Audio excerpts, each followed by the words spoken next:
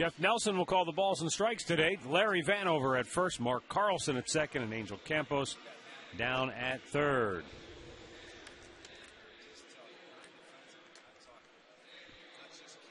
David Huff on the hill for the Indians on this Kids Fun Day here at Progressive Field. Orlando Cabrera leading it off for Cincinnati. And this is a Reds ball club that is playing very well right now. They lead the National League Central Division by a half game over St. Louis. Cincinnati has won 7 of their last 10 coming in. First pitch, in for a strike. Well, Cincinnati has never swept the Indians here. They're looking for their first sweep here in the ballpark. He took the all-time series lead, what is it, 33-32. Orlando Cabrera has an 11-game hitting streak. That base hit up the middle.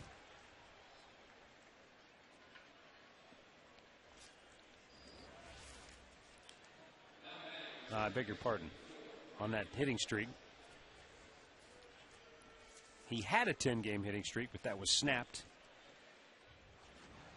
But Cabrera is aboard to start the game here this afternoon for Cincinnati.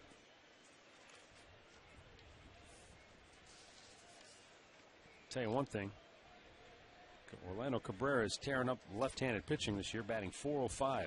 Well, he had a pretty good pitch away and just went right back up the middle with it. And there's Phillips going the other way, dumping it down the right field line, just foul. And the Indians catch a break because Cabrera was off to the races. Yeah, you're right. It is a break. That would have been at least a double. And it did not miss that line by much, Matt, as it goes over there. I'm guessing maybe 3 or 4 inches. Awfully close. Larry Vanover is the first base umpire. Watch that ball. He is in great position. Look at that. That might have missed by an inch. Ooh. That almost got himself some chalk.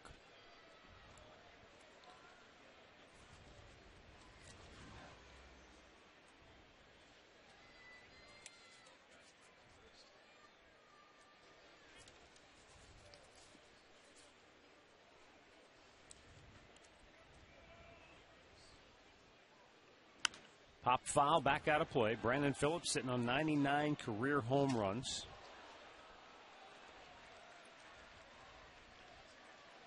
Well, you don't like the looks of those numbers coming into this ball game. Huff, he's 0-2 against the Reds in his career, and the top 3 hitters have done a nice job hitting .500 off him. Popped up, foul, and again, this will find the seats. Well, and the one thing that they've been doing against David Huff in his last 4 starts, in his 21 innings pitched, they've been able to get a lot of base runners. They've had 46 base runners.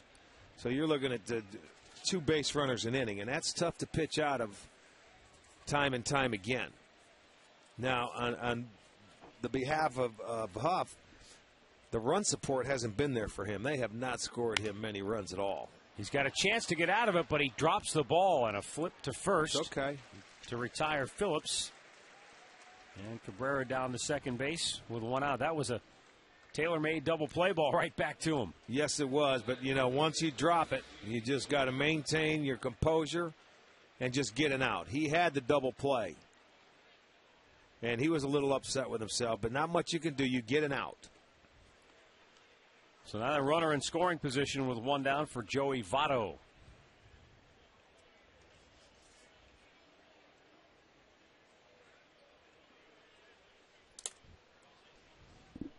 Joey Votto comes in with a 7-game hitting streak, going 12 for his last 30. That's a .400 average during his tear.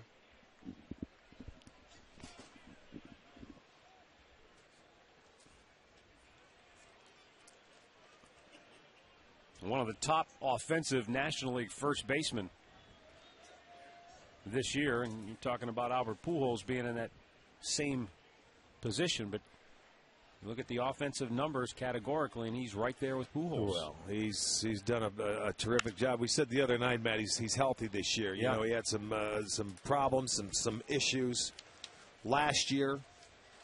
And this lineup really missed him. But when you look at his rankings among National League first basemen, first in ribbies, batting average, home runs. He's really having a solid year. Tied for first with runs scored as far as first basemen go. And he's got a very good swing. As a matter of fact, I remember him taking Huff deep last year to left center field. I think he hit a couple homers off Huff last year. The guy who hasn't really heated up yet, but you know he will eventually, is Pujols. His name is conspicuously absent from a lot of those statistical categories in the National League. Popped him up, left side of the infield. Donald, the shortstop. Struggling at the last moment, he hangs on. And that is out number 2. I don't know if it was simply a case where the sun was bothering him at the end, but he staggered backwards, and when he went to the turf, he was lucky to hang on to it. Where's your glasses, son? You better get out there and at least get your glasses. This is probably his first day game here in Cleveland. And you can see it is a struggle with the sun. Well, you better have glasses at least in your back pocket. We'll see if he comes out of the dugout next inning and has a pair of them on. Because it's a nice bright sky, blue skies today, and that sun's up there. When in doubt, you better have the shades on.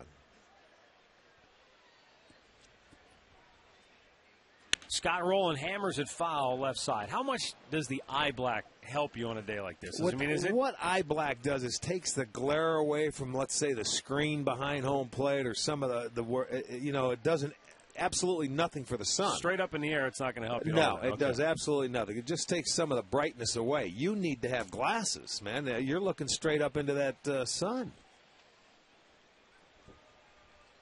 Runner at second, 2 down, 0-1 pitch. Missed inside with it to even the count. And like the glasses that we just showed on Valbuena, I'm not sold on those. The flip downs are the ones you like because you can get them in different darknesses where you can really go dark.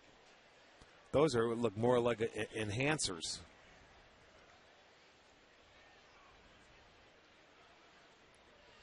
One pitch, and Rowland socks it to deep left field. Shelley Duncan's looking up, and it's out of here. Scott Rowland with a 2-out first inning home run, his 9th home run of the season. RBIs number 25 and 26, and Cincinnati is out to a 2-0 lead. Well, this is the inning that he usually has problems with, the first 2 innings. And, it looks like a little cutter coming in. That's the cutter or the slider, whatever you want to call it.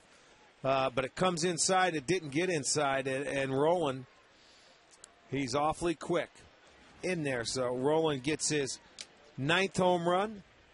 David Huff gives up his 9th, and Cincinnati jumps out to a 2-0 lead. And the leadoff guys for the Reds in this series have done a nice job. They just scored their 7th run out of the 15 scored in this series. The leadoff man getting on. Back out of play, Johnny Gomes, the Reds DH, in an 0-2 hole. That first inning has been troublesome for David Huff this year.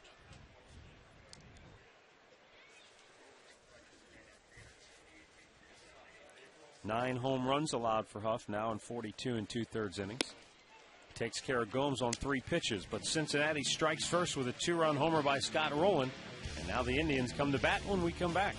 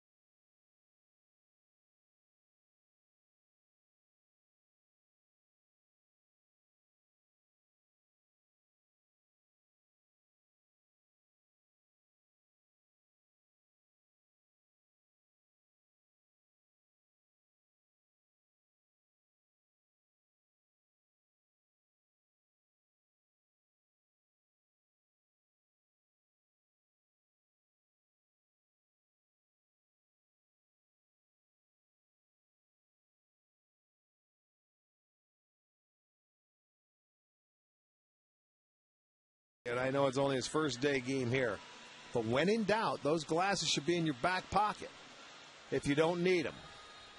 So they will remain there. Good. He made the adjustment, but at least he caught the ball. He didn't drop it. That's right. He did hang on to it. It was not an easy play for him, but he hung in there. All right, Indians starting lineup brought to you by Progressive Insurance, proud to be the official auto insurance provider of the Cleveland Indians. Crow, Chu, and Hafner at the top. Peralta, Branyan, Shelley, Duncan getting the start at the 6th spot back in left field. Then Valbuena, Donald, and Marson.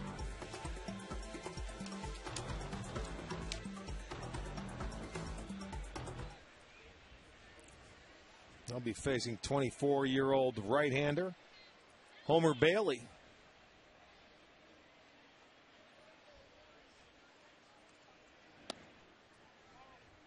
Trevor Crow looks at a ball down low. Crow batting .303.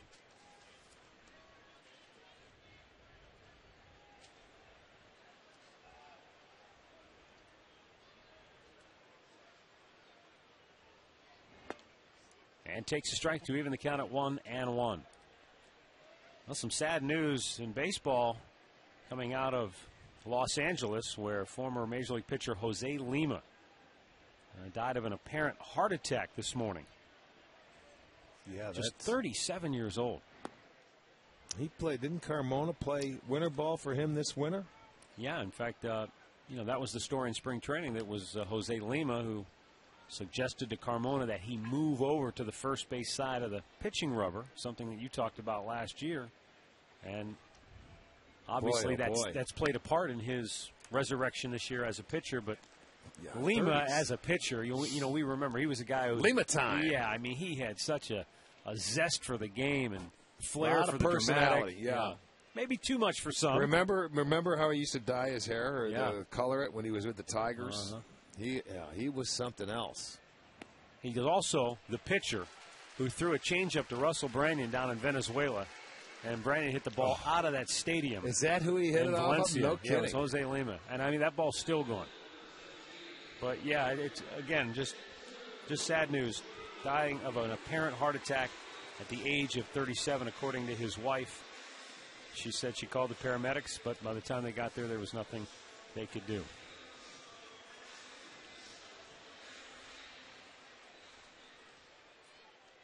Shin-Soo Choo steps in with the leadoff man aboard now for the Tribe. Choo had a chance to be the hero last night. Hit a drive deep down the left field line that sliced foul at the last moment. And then wound up striking out with I believe with the tying run was at third base at that point, or was on base, right? Was he the tying run at the plate? I'm trying to remember, Tommy. He was the tying run at the plate last night in that situation, but Indians were down a bunch early in that game last night, but they scratched and clawed their way back late. Got to within 6-4, and again, Chu was the tying run at the plate in the 9th inning. Again, what happens is when you get down early like they are today, you got to continue to fight back. Trevor Crow hits second, but he'll hold there. And the Indians have their first two aboard here in the first inning. And Travis Hafner, who is swinging a very hot bat, comes to the plate. Our great clip of yesterday's game. Pronk going deep for his 4th home run of the season. Picked down a fastball right there. That made it a 6-2 game. Relax. You're at Great Clips.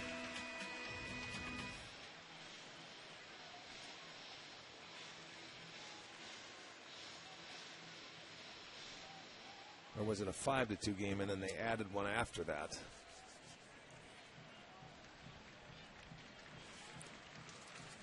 But anyway, a good start for the Indians here in the first.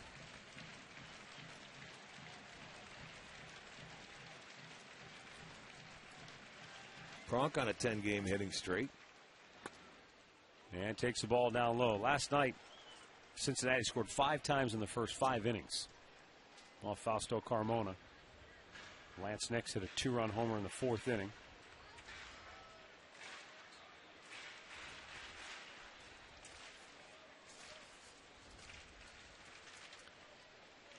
Shin-Soo Choo now at .411, an on-base percentage. Right there among the league leaders. Yeah, he's been there all year long, and there's some pretty big names right there. Of course, the two boys from Minnesota, and you got Youkilis in Boston and Cabrera at Detroit. They make their share of left-hand turns. The 1-0 pitch. That's a good changeup or a splitter. That's what he'll use as his off-speed pitch. He does have a changeup, but he'll use that splitter more often, a little slider and an occasional curveball to go with his four-seamer, which is about 95.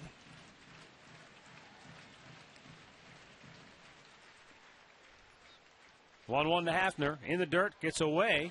Runners advancing, throw it on to second base, not in time. Very heads-up play there by both base runners. You know, and the reason why the catcher, Hannigan, went to second base is because when you're the trail runner behind the lead runner, you've got to make sure he goes. So you're going to get a later start. Chu's going to get there, but watch Chu. He picks him up and made sure he was going to third base and didn't hesitate. So it's very good base running there on Chu's part. A lot of base runners would have been hesitant to go until they made sure, and it would have been too late. So he gets over there and gets himself into scoring position. Very good. Hafner in a good count here. 2 balls and a strike. Brandon Phillips, red second baseman, back onto the outfield grass in shallow right field. And the 2-1 to Hafner ran it inside on his thumbs, and it's 2-2. Well, that was an excellent location. Really tied him up. You see where they're sitting? In off the plate, and that's exactly where it is. He was not going to get the hands to get to that baseball. He's going to have to pull him in. Great pitch. You see the Reds' defensive alignment for Hafner now, and the 2-2. Went in there again, jammed him. He'll get the run home, though. Crow will score, and he might get a base hit. He does. Hafner with an infield single, because Phillips, as I had mentioned, had backed up to the outfield grass, giving him a much longer run to the baseball.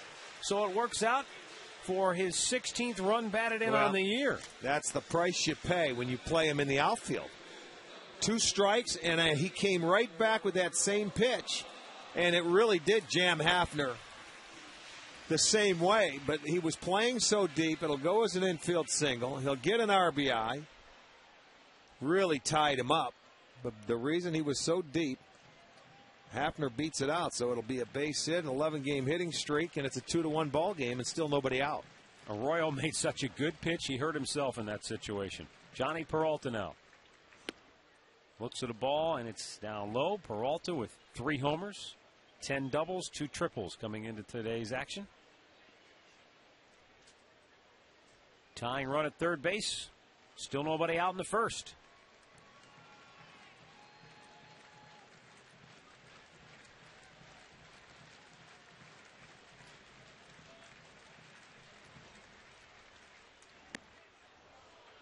One on one the count. That hit by Hafner, while it will look like a line drive in the box score tomorrow, it's only the 9th hit for the Indians with a runner in scoring position on this homestand. So it's why they've been struggling offensively to put together rallies, to put together those innings where you hang the crooked number up on the scoreboard. Hafner at first base, Chu at third, and Peralta now down on the count, a ball and 2 strikes.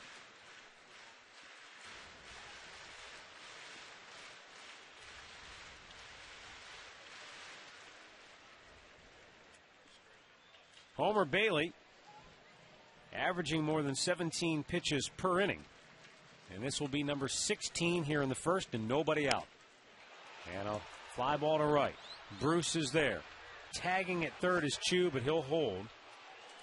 And that's out number 1. And that's the reason why he's not going to tag in that situation. You're going to give the next guy an opportunity, and you don't want to get thrown out at home plate.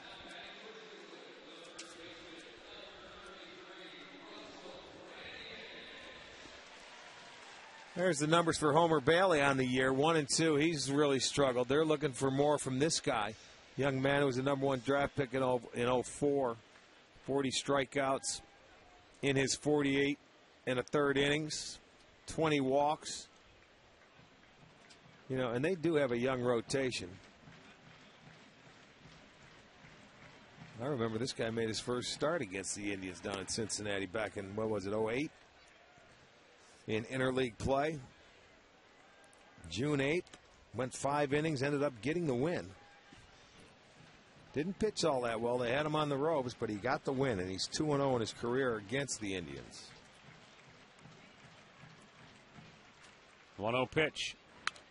Branyan fouls it right back. Yeah, it's not often as a pitcher that you can throw up an earned run average against a team like the one Bailey has against the Indians. It's just under 7. And have 2 wins. 2-0. That's not how you pitch, it's when. Missed inside. First and third for the Indians here in the first with 1 out. A run already in as Manny Acta's club trying to come right back to at least even the score.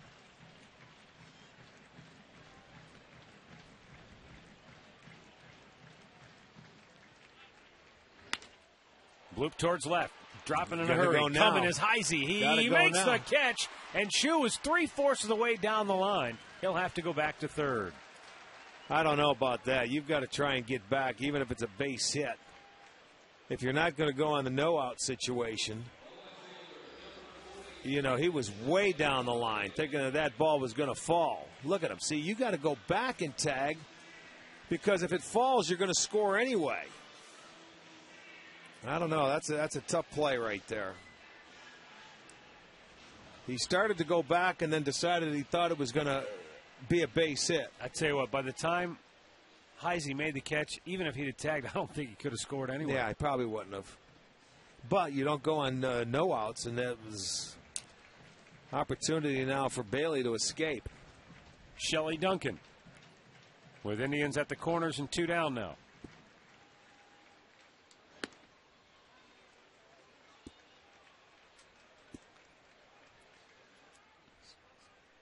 Duncan with a pinch hit single in the 9th inning last night.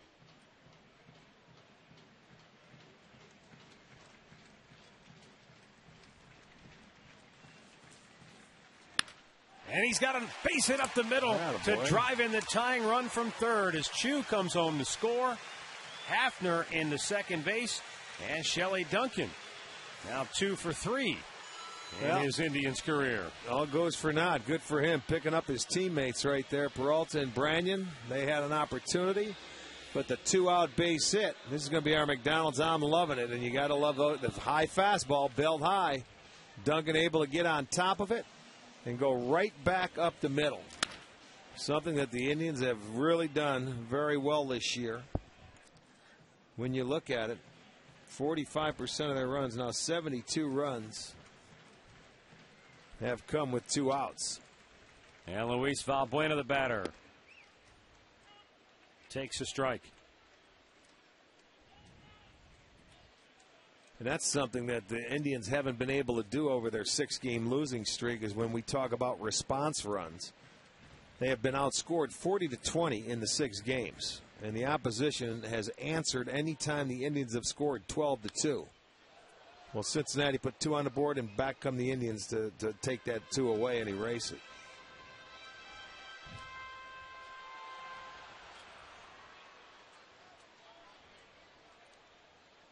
What those kind of runs do, they take a little momentum away from the team after they're trying to build it.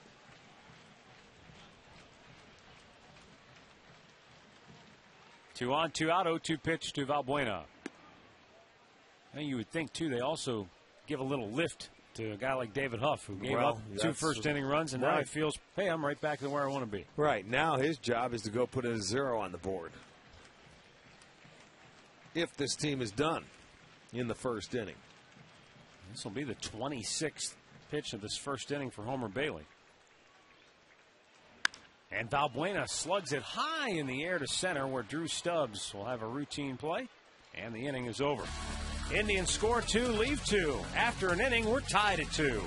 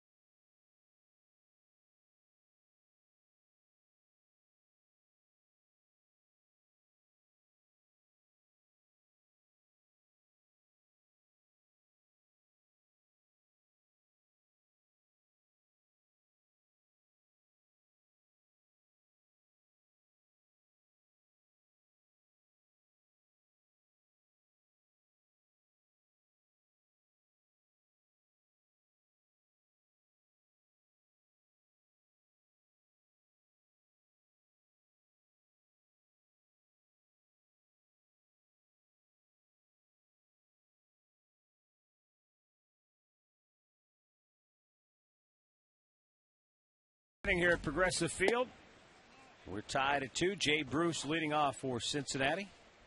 He'll be followed by Chris Heisey and Ryan Hannigan.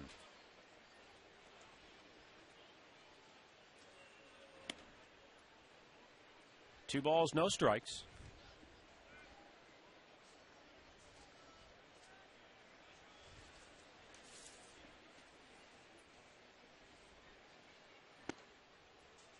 And he finds the outside corner. In last night's game, Bruce matched his career high with 4 hits in snapping an 0 for 12 slump. This is a high fly ball over near the corner. Duncan on the track makes the catch. An awkward looking jump for Duncan deep into that corner. That ball slicing away from him. But he was trying to feel for the wall and find out where he was, and he made a nice play. That's exactly what happened. You know, this ballpark's new to him as well, and he realized he was getting close over to that wall. So you jump up thinking you're going to hit it, but he had plenty of room. And you can't take your eyes off it. You're looking up into the sun, that ball slicing away from you. Tough play, but he ends up making the catch. We don't understand. These guys, this is their first time in this ballpark playing, and it's not an easy thing to do.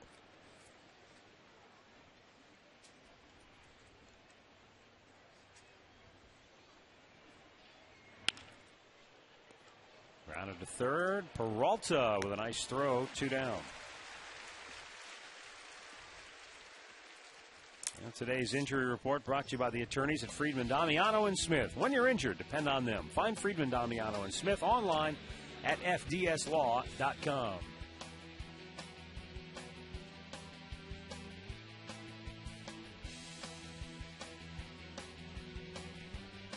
Ryan Hannigan, Reds backstop, adding 344 coming in to play today. Will be the hitter now.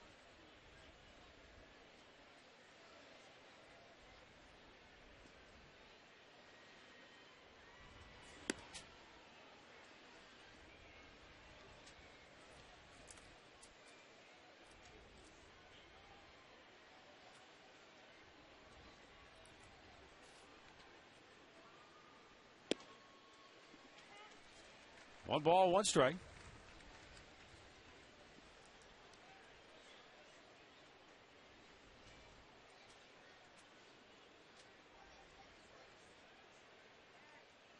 David Huff trying to set him down 1-2-3 after the Indians came back with a 2 spot to tie the game in the bottom of the first inning. High fly ball, right center. Crow converging with Chu, and they collide, but Crow hangs on to make the catch. We'll go to the bottom of the second, tied at 2.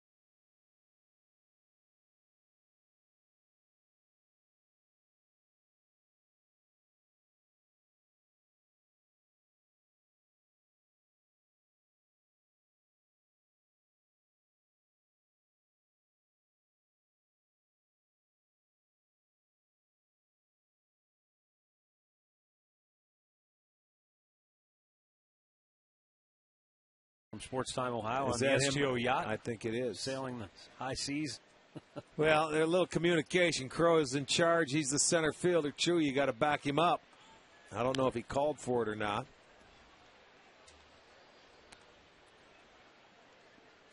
Jason Donald leading off here in the bottom of the second inning. He'll be followed by Lou Marson and then Trevor Crow.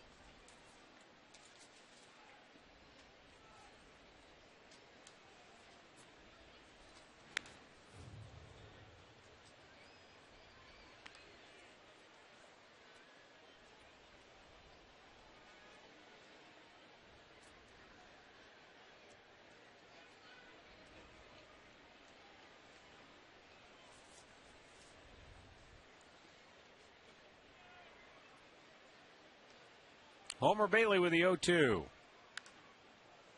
it's fisted over the top of the Cincinnati Reds dugout. We want to send out happy birthday wishes to Russ Sollers, who's celebrating his 40th birthday today down in Orlando, Florida. So happy 40th birthday, Russ.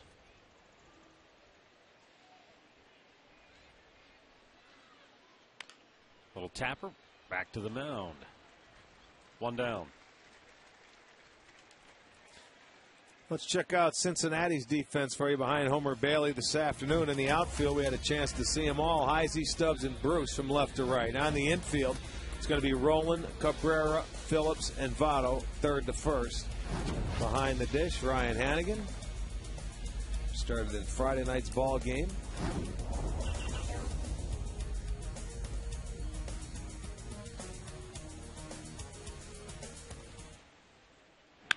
Lou Marson going the other way. And right at the right fielder, Jay Bruce, two down.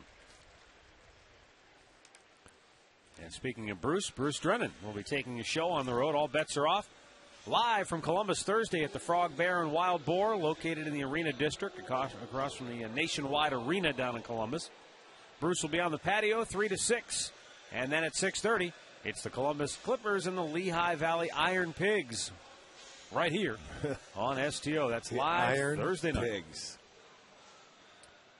Some kind of name, isn't it? It's Wild Game Night down in Columbus. 2-2 our score. Two down, bases empty. Trevor Crow walked and scored in the first. Fouls the pitch out of play. Also want to wish Laura Pitlick a happy 50th birthday today. She's celebrating the 5-0 here at Progressive Field watching the Indians. Well, good for her.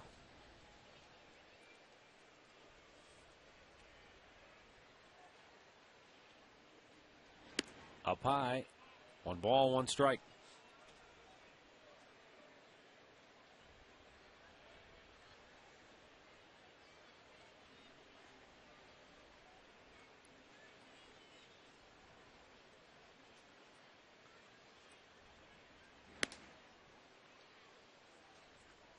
Homer Bailey, like David Huff, looking for a 1-2-3 second inning after a lengthy first. Each pitcher touched for 2 runs in the first inning. Huff set the Reds down 1-2-3 in the top of the second. Well, for whatever reason, Homer Bailey, just like Huff, they struggled maybe that first time through the lineup. Hitters hitting .339 off Bailey that first time through, and then the second time it drops to 197. So, well over a 100-point difference. I don't know if it's just not settling in or not finding that control, but David Huff has struggled in the first inning or two in ball games this year. Crows staying alive here, falling off a number of pitches.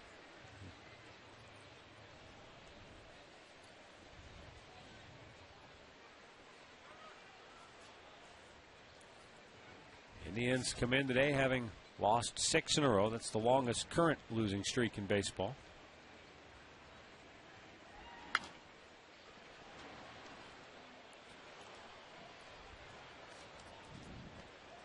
All of this after the Indians had crept to within 5 games of the break-even mark. They were at 15-20. They had won back-to-back series going into the 2-gamer down in Tampa. And then The bottom fell out. They lost those 2 in Tampa. Came home, lost 2 to the Royals. And the first 2 in this series to Cincinnati. The 2-2 to Crow. And he strikes him out. First punch out for Homer Bailey. Indians go 1-2-3, and we're tied at 2 after 2.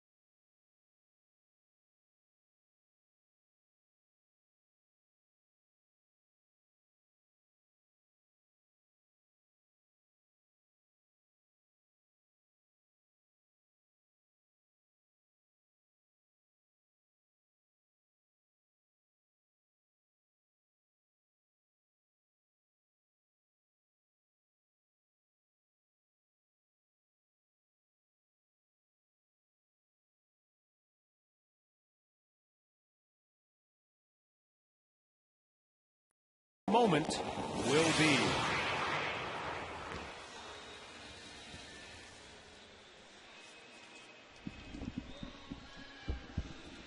Two our score. Third inning here at Progressive Field. Kids Fun Day. Lots of kids, and it's a gorgeous afternoon. Yes, it is. Be a few of those Miller Lights consumed, I would imagine, here this afternoon. Warm day out there in the sunshine. 74 degrees at game time, but if you're sitting out in the sun, it probably feels much warmer than that today. That's where it should be. Drew Stubbs leads off for Cincinnati, fouls it back out of play. Before today's ball game, we had Leroy Kelly, Hall of Famer, formerly of the Cleveland Browns, and Anthony Munoz, Hall of Famer from the Cincinnati Bengals. They were throwing out the first pitch, popped them up on the infield. Val Buena, the second baseman. He staggers with the glasses on, hangs on for out number 1. This was the scene before the ball game. There's Leroy Kelly, formerly. It's a one-hop. I play with his brother Pat Kelly. Yeah. But Leroy, terrific running back. And now Munoz was a pitcher, wasn't he? Anthony Munoz, when he was a kid, he was too big to play Pop Warner football because of his size. So he concentrated on baseball, and that was really his first love as an athlete. And when he went to USC, not only was he a great offensive tackle, but he also pitched on their 1978 national championship team and was a teammate of Indians bench coach Tim Tolman. Okay, who played on that team, right? Yeah. They were I saw teammates. him talking there. I didn't realize Tolley and he were teammates. Tolman was actually, he was named to the All-World Series team that year in 1978. There's Tim Tolman, the Indians bench coach, who was a college baseball teammate of Anthony Munoz. You look at the two of those together and say, you guys were teammates? Oh, baseball. Okay. Yeah, right. Well, I mean, that's something. If I was a teammate of Munoz, I'd want to be running behind him because he was like running behind a mountain. Yeah, that's something. Tim could get a lot of people with that one. If he said, I was a teammate of Anthony Munoz. Really? You played football? Right. Here's the 2-2. And just missed outside. I'll tell you what, just from the observation, it's been a small strike zone all week. I mean, all weekend. That's a pretty good pitch right there. I don't care. Routine bouncer to short. Jason Donald waits back on it. High throw, but Brandon comes down on the bag for out number 2. Time now for the AT&T trivia question. AT&T, rethink possible. And let's have a look at what we have today. Who was the last Reds player to lead the National League in runs batted in?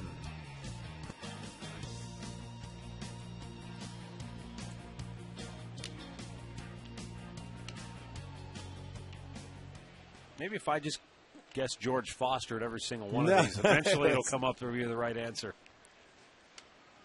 Brandon Phillips, tapper back to the mound his first time up, takes the called strike here.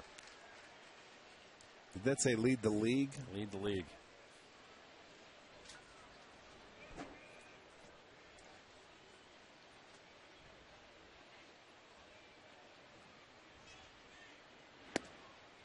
Another good pitch, but just missing.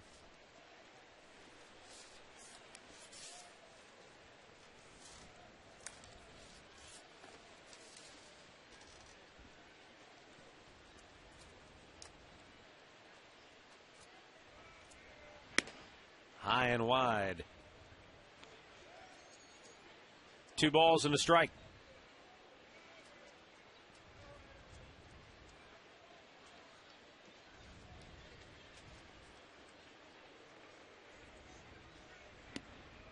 And again, he just missing. Not missing by a lot, but just enough to where he's fallen behind now, 3-1.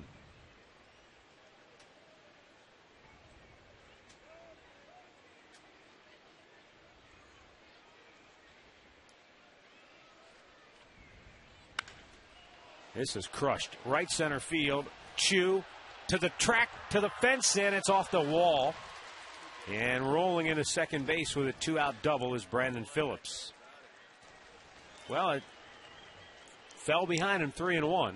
Yeah, and you know, he had retired 6 straight since the rolling home run. That was the first hit, but ball's carrying very well today. I thought it was out here, and you can see he went right down and dug it out, went inside out, going the opposite way. Chu tries to get back there. Now I didn't see exactly where it hit. It did not miss by much. Chu had to take his eye off the ball for a moment just to see where he was, and that cost him a chance to catch it because he was tracking it pretty well. Joey Votto popped up on the infield his first time up. This time he's hit by the pitch. So 2 on, 2 out, and now the right-handed hitting Scott Rowland, who had a 2-run homer off Huff in the first, will be the batter.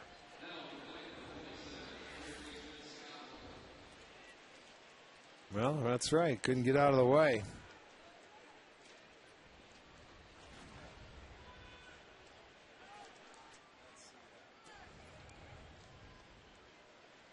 Rowland 9 homers, 26 ribbies now on the year for Cincinnati.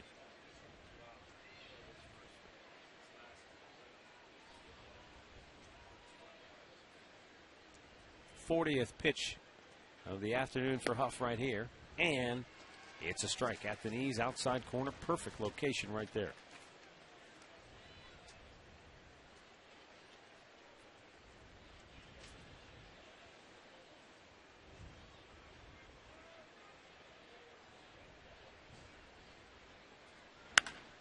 And high fly ball left field. Duncan backing up. He's got it. And the inning is over. Reds strand a pair. And we will go to the bottom of the third, tied at 2.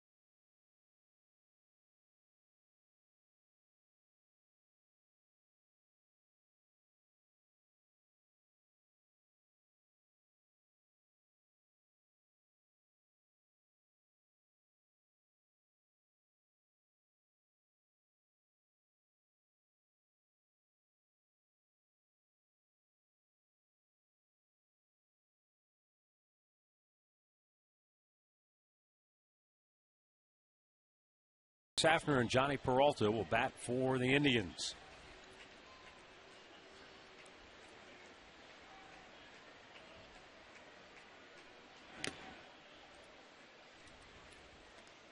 Chu singled and scored the tying run in the bottom of the first for the Tribe.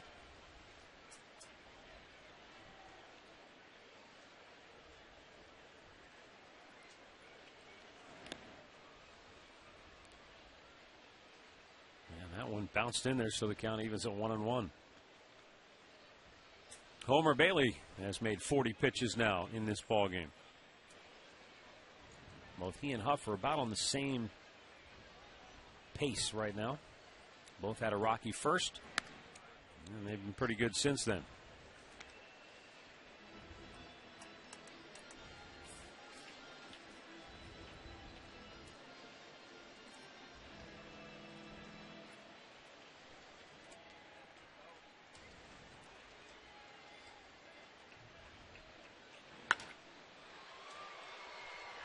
Heisey on the track, leaps up, can't make the grab, and Chu's into second base with a double. He's going to turn and burn, going for 3, and he goes in without a throw with a leadoff triple. Well, that's a very good judgment on his part. He had the play in front of him. And as Heisey, I mean, he did everything he could to get back to the ball, and he did everything correctly. It's just that that ball went over his head, and when it ricocheted in center field, Stubbs couldn't get over there to help him out, and that's what turned it in from a double to a triple. He goes back thinking he can catch it. He just misses it. Good effort, just out of his reach. But when it deflects forward, nobody's over there to help him out. And that enables Chu to go from second to third with his triple, his very first this year. So he had that ball just enough out of his reach. And now we'll see if Travis Hafner can drive home the go-ahead run. He had an RBI single in the first when he was jammed on a ball, but he rolled it past the pitcher's mound. You know, it's funny now, you've got Phillips who's playing on the dirt. You know, if he was there the first time, he would have had an out, although Hafner would have had an RBI. But they were playing him out on the outfield grass today. I mean, they're giving the run here with nobody out. Well, and the fact that he was able to get a base hit there, Rick, enabled the Indians to later in that inning score the tying run, because Shelley Duncan would not have come to the plate had Hafner grounded out in that situation. So it worked out well for the Indians. And as Ryan Hannigan waits for the feeling to come back in his lower extremities,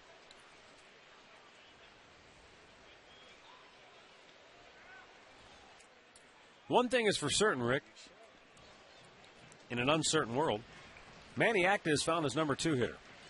Shin-Soo Choo is 6 for 11 since being inserted into that 2-hole. He has in this series. There's no doubt about it. The 0-2 just fought it off.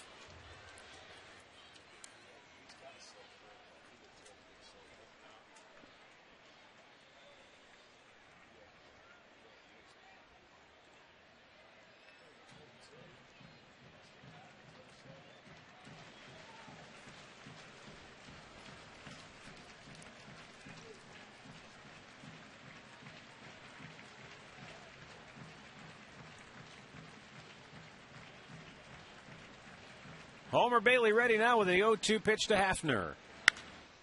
And he pops him up. Out goes Cabrera. In comes Heisey, and the left fielder makes the catch. Chu has to hold, 1 down. Well, they haven't been too successful getting them in from third base with less than 2 outs. Look at our Subway fresh face of the game. Subway, play hard, eat fresh. Nick Weglars got the bump up to AAA. Hit 285 for the Akron Arrows.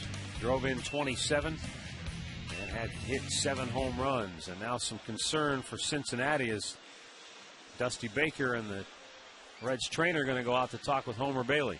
Did you see anything, pal? No, I didn't. I certainly did not.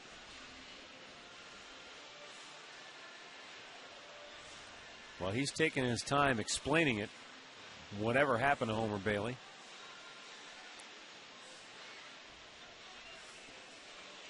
I don't know if he felt something after his last pitch or not, to be honest with you. I didn't see anything.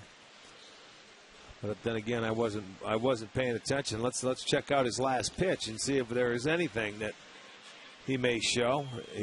They're going up and in. They've been pounding Hafner in. He hits his spot. Everything looks fine there. Well, there might have been something right after that indicated to them that they needed to go out. Well, they look like they're going to get somebody in that bullpen. I think he's coming out. So he must have felt something. He turned. He executed his pitch. He's done. Yes, he is. I mean, I did not see anything there. Unless he's had some problems elsewhere or prior to this start, we do not know. So Homer Bailey exits after 2 1/3 innings.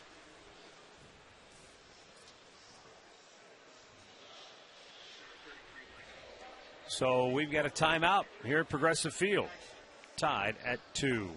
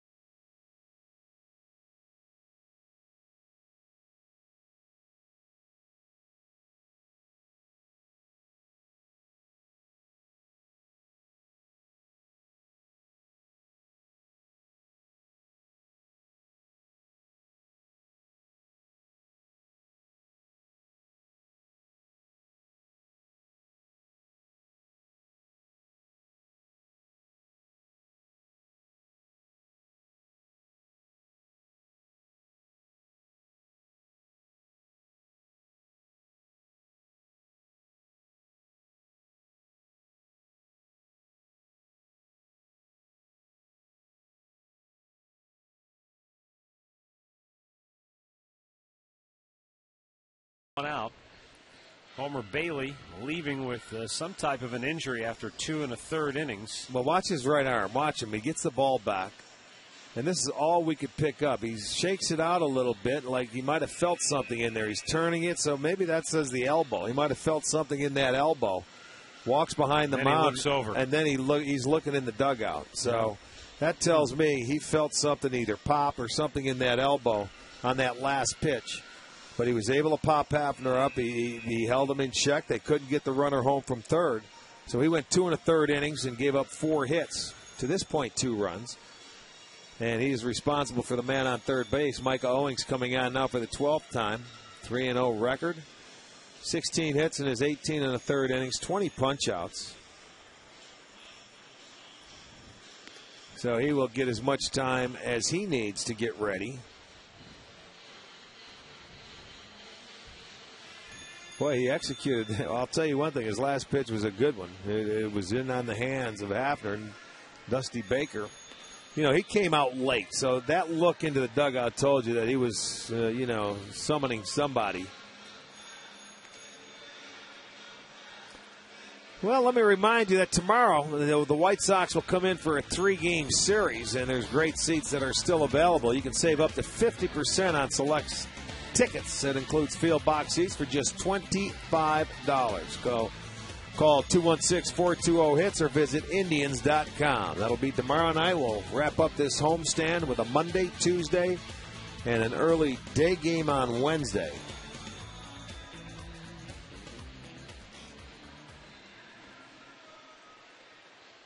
Be off Thursday and head to the Big Apple for Memorial Weekend and a 4-game series in New York. Johnny Peralta with the infield drawn in, trying to get that go-ahead run home. And Micah Owings delivers outside for ball 1.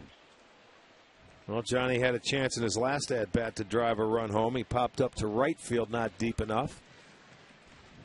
You know, when you're a hitter like this is a situation where you say, this is a free at-bat for me, because your average goes up about 100 points when that infield comes in.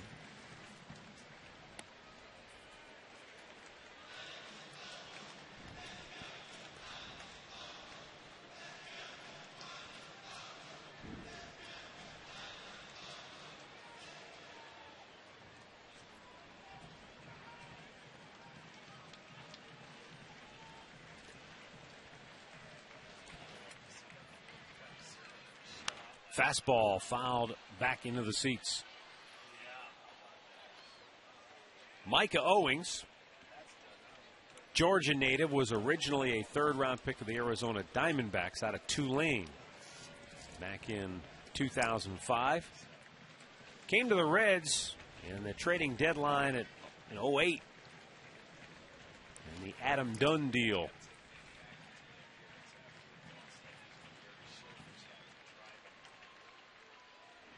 Good fastball, threw it by him again. He's locating that heater just above the belt, and Peralta cannot get on top of it.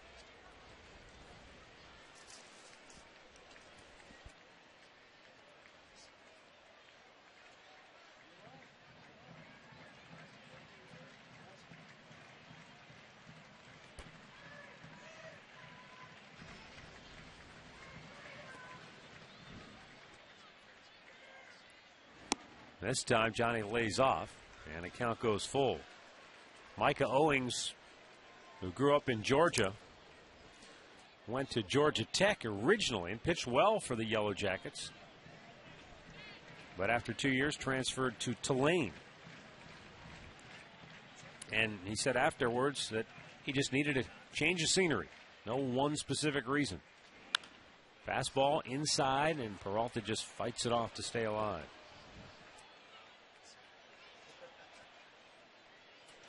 After his sophomore season, he was draft eligible because he had turned 21, and the Cubs chose him in the 19th round, but he did not sign. This guy is a heck of a hitter as well. Yeah.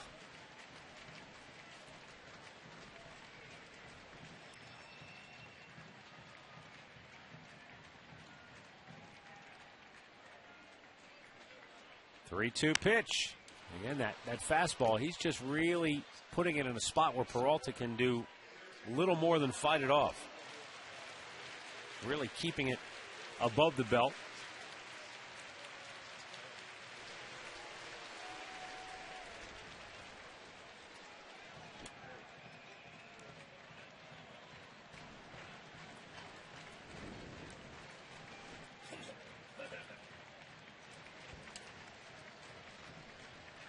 Maniacta's Indians have the time or the go-ahead run at third base, and Johnny Peralta now will take the free pass. That's right, the patience. Not swinging at pitches out of the strike zone, and you take your base, let the next guy do it. No, that next guy will be Russell Brandon, who flied to left in the first inning, but it was not deep enough to get that run home from third base. So it's another RBI opportunity for Brandon. And now the Reds' middle infielders will go to double play depth. And so will third baseman Scott Rowland as he backs up. Joey Votto will hold the runner Peralta at first.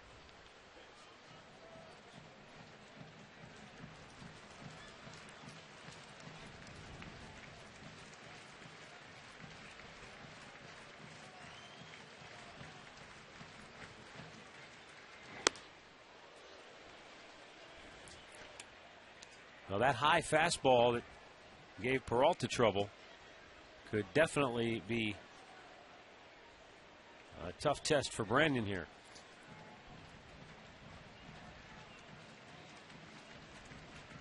And it's not that he's blowing up the radar gun, but he's putting it in that perfect spot right now. Above the belt, in on the hands.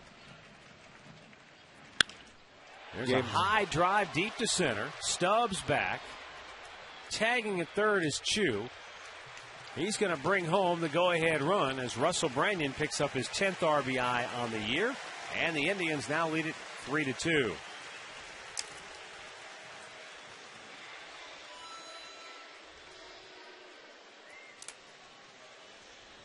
Well, he left that ball out over the plate a little bit, and Russell able to get to it. So he gets the job done. The Chu triple pays off. The Indians take a 3-2 lead. And Chu has scored a pair of runs today. And Shelley Duncan, who had a 2-out RBI single in the first, steps in here.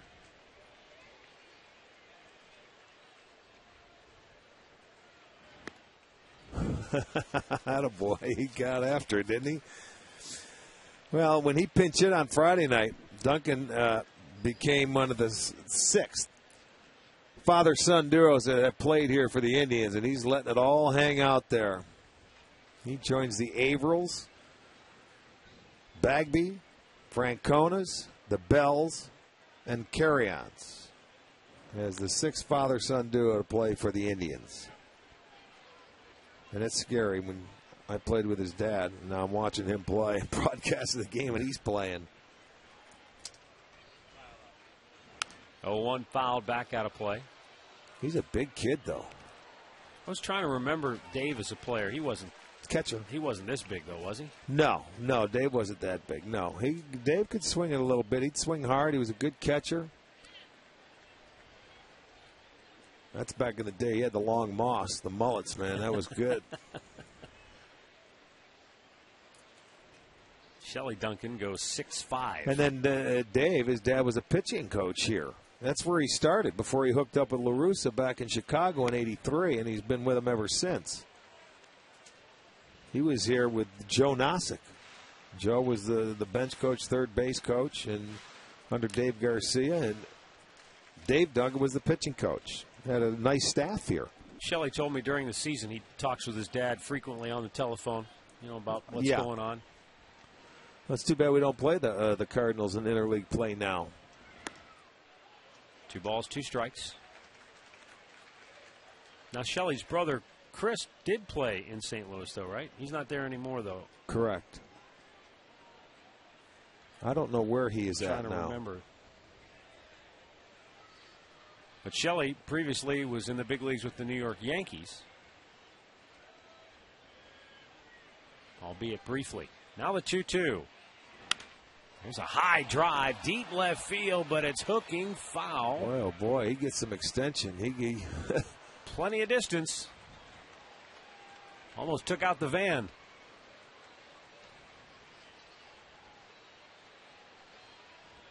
Now, if he busts out the windows in that Toyota van, do you suppose that means, does he win the van or does he just have to replace the windows? No, go ahead. We'll give it to him. I want him to see him hit the other one, the Progressive van out in right center field. Then we'll give you that. The 2-2. Outside, good at bat here. He's run the count full. Told his brother Chris now is with the national system. Balbuena waits on deck.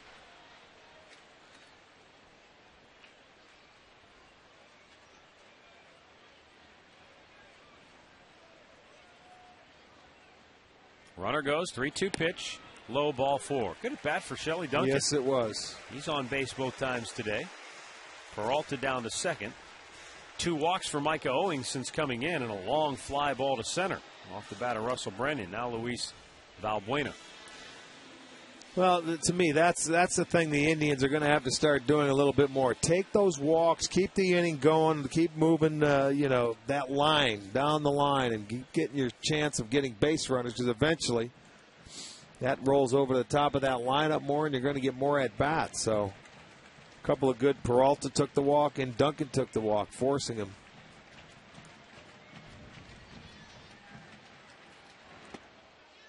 Just missed outside with it.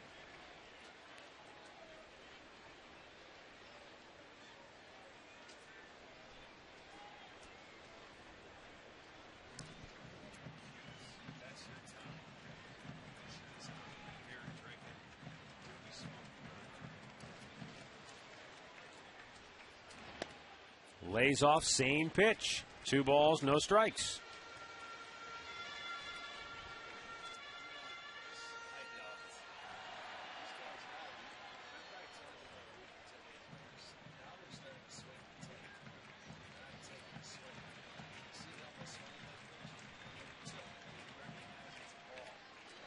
Way outside. 3 balls, no strikes.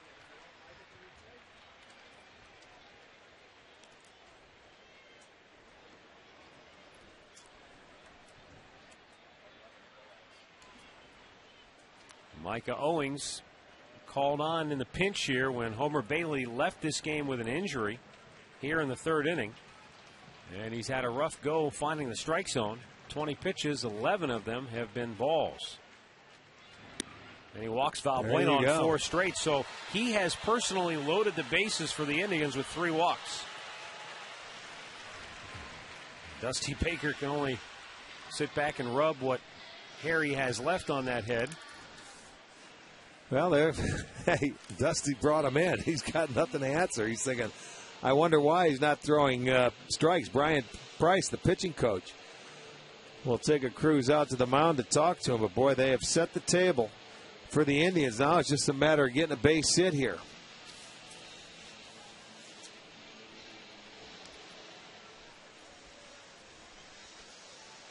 Well, he'll face Jason Donald, the rookie, a comebacker in his first at bat. And since he singled in his first 2 at bats in the big leagues, he's had a rough go of it here. But he's got a chance to build on David Huff's 1-run lead. 3-2, Tribe on top here in the 3rd.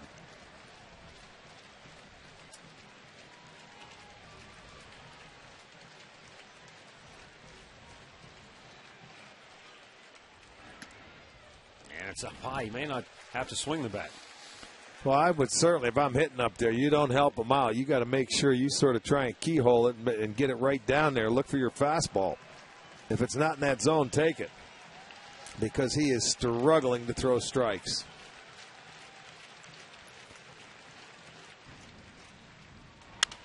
Popped him up.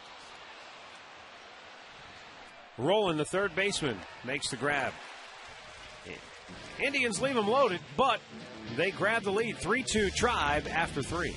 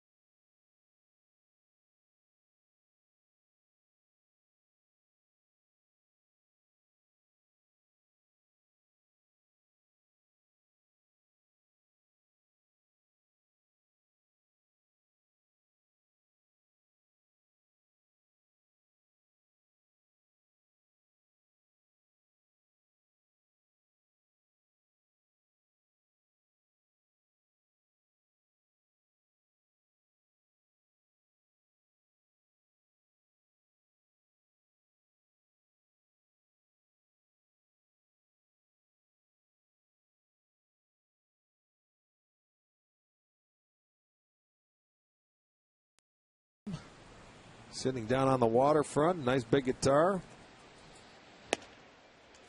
And back comes David Huff now with a lead.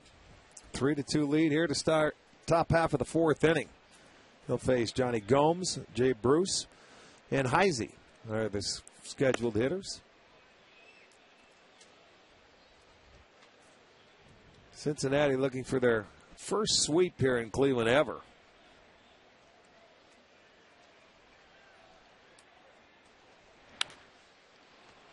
And there's a high fly ball to the infield. Looks like Valbuena's looking over at Branyan, and he finally puts it away for out number one. Well, today's scoreboard update is brought to you by Wendy's. You'll know when it's real. Wendy's. The ticker runs by, give you the scores. And Tommy, how's the American League doing against the National in the early first round edition of interleague play? Jay Bruce now the hitter. Bruce flied to left field in his first at bat. Had a great day yesterday. 4 hits in the series. David Huff finds the strike zone, evens it up, 1-1.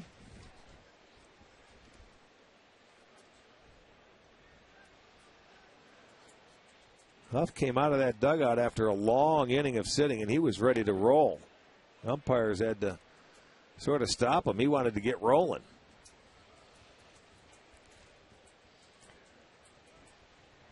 This will be pitch number 48 for David. Fouled off, left side. And I've already found out it is 28-28 interleague. There we go.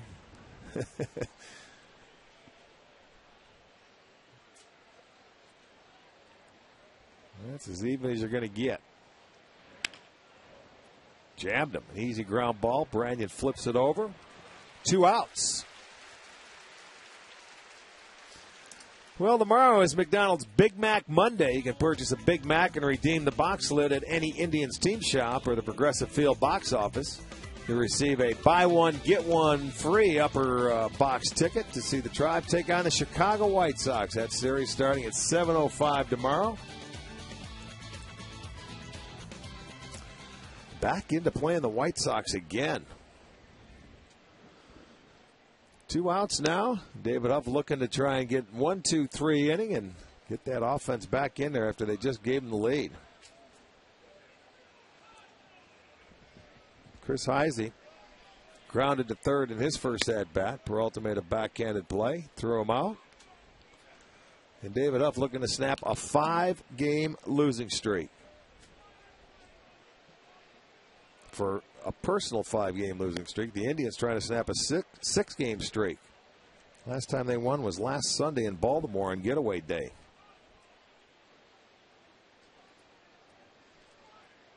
Not a 3-0 count now. Finds the zone. Ryan Hannigan, the hitter on deck.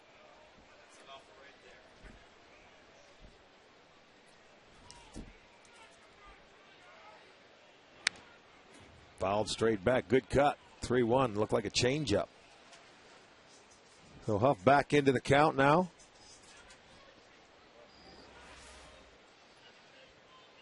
Changeup upstairs. Had a good cut at it. And you can see just straight back. You don't want to throw that one again. 3-2. Fastball down and in. David, in his career against the Cincinnati Reds, he's looking for his first win. They roughed him up in Cincinnati, and they also got him in this ballpark. Got him. There you go. 1, 2, 3 inning for Huff here in the fourth. We'll see if the Indians can add to that 3-2 lead.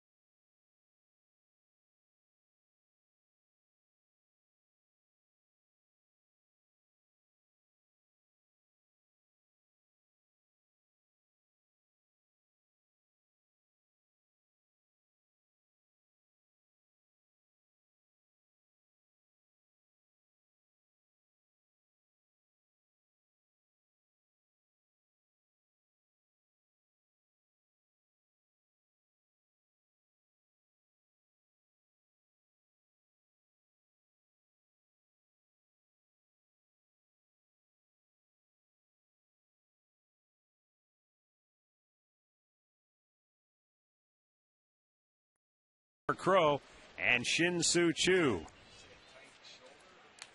They're telling us that Homer Bailey, who left the game for Cincinnati, tightness in his right shoulder.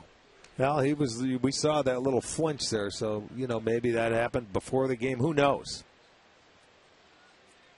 It was interesting. Before they made that announcement public, I ran into Chris Welsh out in the hallway, and he said, I don't know, I think it's something wrong with his elbow. Everybody's speculating because you're trying to pick something up from what you saw out there, and you said, the way he was trying to flex his arm, ends up with tightness in the shoulder. And what that means, elbow. Who knows? No, we'll see. Probably an MRI's coming, just to make sure that he's structurally still sound. This is a Reds team that's playing pretty good baseball right now. Lead the National League Central Division by a half game over St. Louis. Everything's clicking for them. Marston with a high fly ball to center. Stubbs has an easy play, one down. Well, let's go back to the studios right now for this in-game update. Here's Al Pulaski with the latest on the White Sox and the Florida Marlins. Hey, Matt, Rick, Chicago coming to town this week, and the Marlins off to a big start against them here in the first inning. 2 home already, 2 more home there on the 2-run blast by Cody Ross. 4-0 Florida. They're heading to the top of the second inning in Chicago. All right. Well, we know how the ball can fly out of that ballpark when it gets warm. Oh, yeah. Even when it's not warm, it can fly out of that thing. That is true. That's a great ballpark to hit in. In on the grass at third is Scott Rowland. Tommy Bowe telling us that the Reds' 5-man starting rotation, they've had the same 5 for all 43 That's games. That's exactly right. And there's no telling. I mean, Homer Bailey may be fine to make his next start, but there could be trouble on the horizon.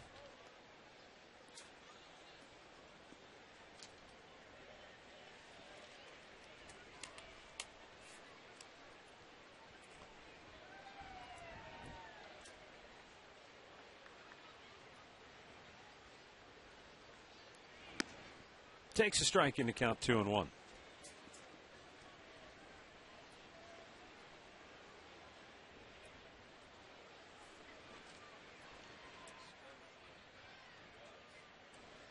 Now Micah Owings deals, and Crow takes another strike, and the count evens up.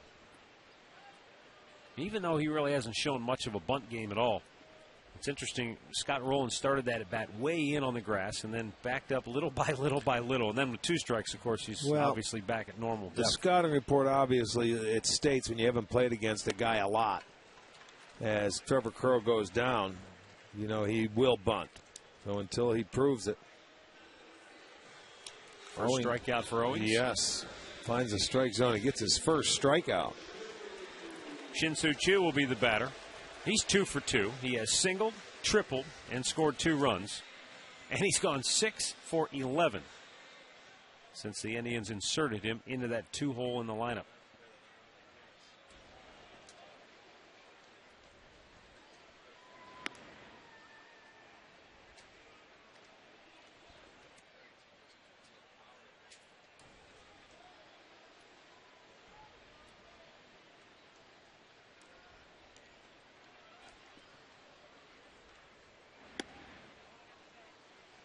Two balls, no strikes. You've talked about this really at length, and that with Shin-Soo Choo, teams aren't going to pitch to him. They're going to make some of these younger hitters or other guys in the lineup beat him. I certainly would. He's been your best hitter all year, probably your most consistent. And he was on a nice roll there for a while, and then, he hadn't hit a home run for a month, and then he hit 2 on Friday night. And Hafner, what Matty did, he moved him up in the lineup, and, maybe it's going to benefit Choo a little bit. Maybe he will see better pitches. But he's still the one guy, and I'll tell you, Mike Owens is struggling to throw strikes. Out of his 36 pitches, 21 have been balls. That's already his 4th walk. Well, Tuesday, it's White Sox series. It'll be Dollar Dog Night. Take on the White Sox, 7:05. You can save on tickets with special super value pricing and enjoy Dollar Dogs all game long. 216-420-HITS is the number to call.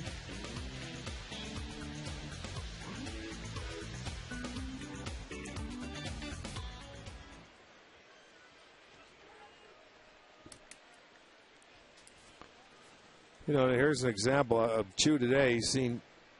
He's 2 for 2, and he's walked once, but he's seen 10 pitches. 7 of them are balls. So at the time he saw he only fouled 1 off, put 2 in play. He's got 2 hits.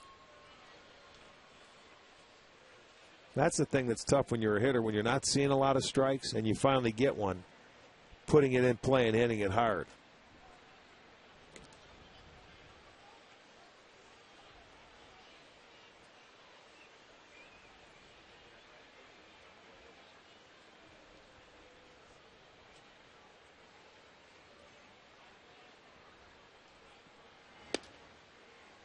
Well, that's why when you think about the really great hitters historically in baseball, not that they didn't, Pujols, not that Fonz. Well, I'm even going back farther. Not that they didn't play on good teams, but you think of Mays and Aaron, and even DiMaggio and of course Ted Williams. And not that they didn't have good teammates around them, but going into a game, the other team, we're not going to let this guy beat us, and yet they still found their way to get their hits when any ball did cross into that hitting area. Maybe it was a mistake on the pitcher's part, but they didn't miss many. Well, the one thing back when those guys played, they had set lineups for years at a time. There wasn't free agency back then, and they didn't move. When you had protection in the lineup, those guys were behind you for 4 or 5 years. They didn't move on. They didn't trade. There wasn't free agency. So as kids growing up, you knew what that set lineup was, and it was going to be like that. Nowadays, guys jump all over the place. Rolling into foul ground, now back into fair territory. And the Indians are retired through 4. Tribe on top 3-2.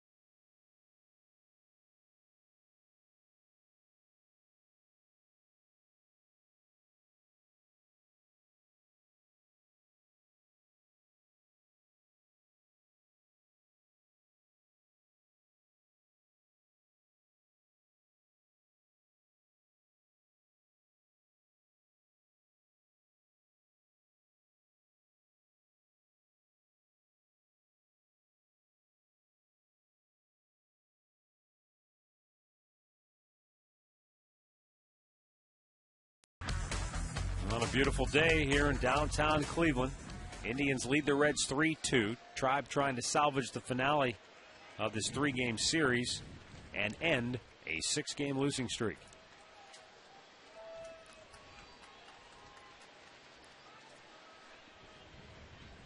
David Huff had a rocky first inning, but he's been good since then. And even that first inning, it was, a bad pitch with 2 outs and a runner on base, and Scott Rowland hit it out of the ballpark. Yeah, a little breaking ball, but, first pitch strikes, so 9 of 16. 3 pitches or less to 9 of the 16, which is pretty good. A couple of strikeouts today for David Huff. His next pitch will be number 60 on the afternoon.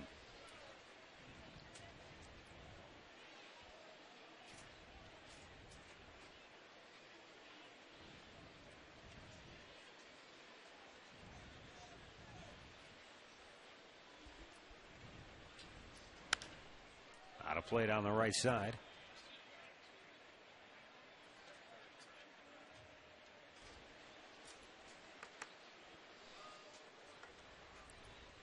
Ryan Hannigan, Drew Stubbs, Orlando Cabrera for Cincinnati here in the 5th inning.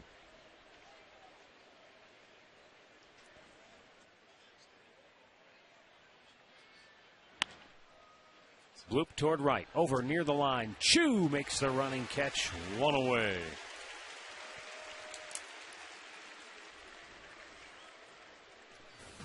Here's our game recap brought to you by your Northern Ohio Toyota dealers. Scott Rowland's 2-out, 2-run homer in the first put the Reds on top. Shelley Duncan with a 2-out RBI single up the middle tied the game at 2 in the bottom of the first.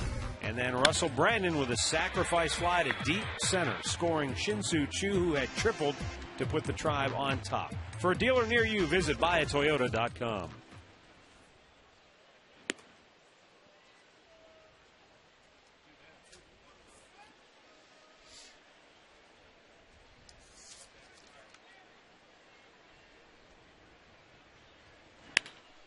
Round ball to short.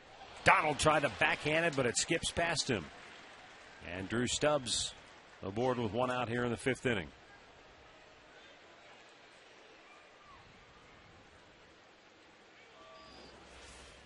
Looked like it just took a hop right over his glove. Another look. Yeah. He was going to try that little pop-up slide, you know, for him to get it. What he's doing right there is trying to get his feet in position when he catches the ball. You know, he might have been able to catch it, but he's trying to get in to catch and also throw it at the same time. Tough to do. It'll go as a base hit.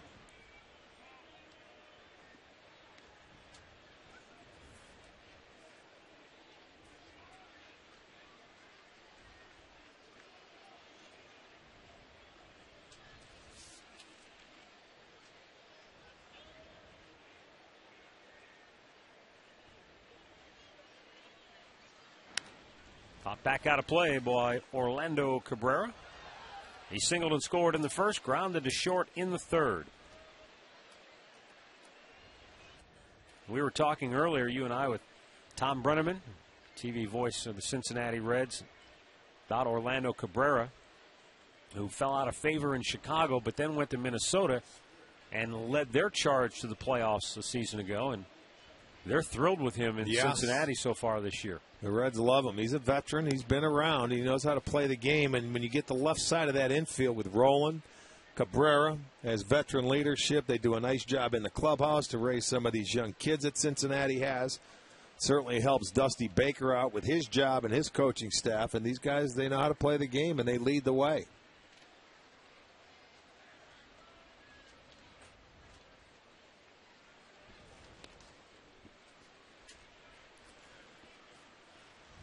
You know, that's one of those things we could probably fill an entire broadcast talking about the nuances. But when people hear veterans and you got to have veterans, veterans are important. I don't think it's hard to maybe explain why, because there's so many intangibles that go with that.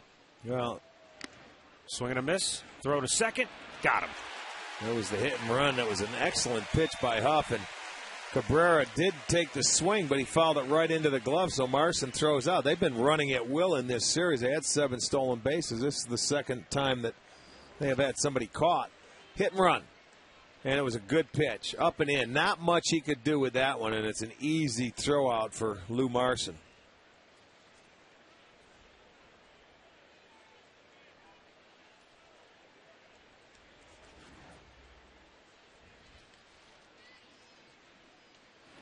In the dirt.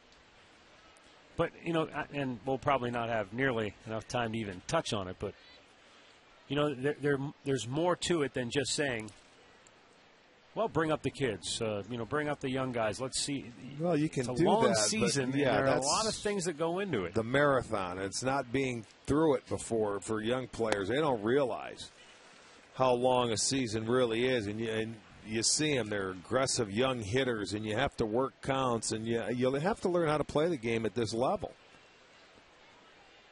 First walk of the afternoon for Huff.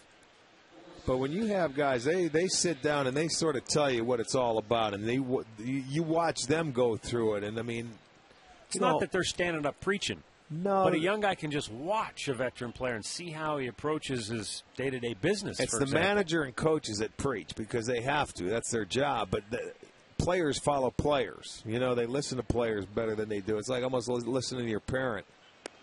You're not going to listen to your mom or your dad because they tell you 100 different times the same thing.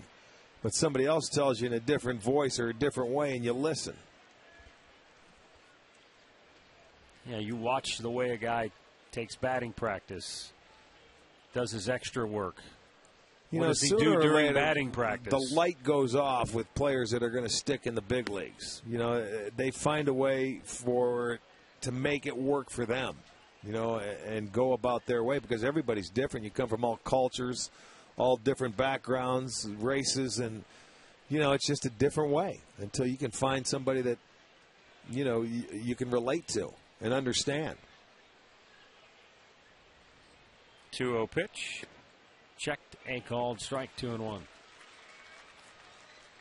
No, good pitch.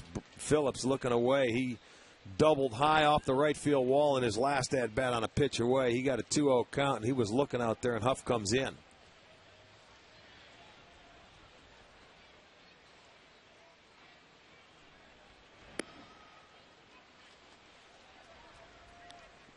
Three balls and a strike. Our GMC five-star league leaders, brought to you by the GMC Sierra. Never send a truck to do a Sierra's job.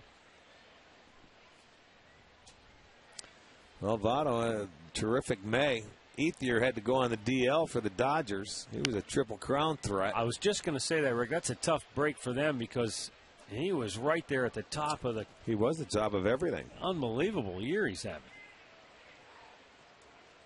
I think he broke a bone in his hand or a finger. I thought it was a finger, yeah.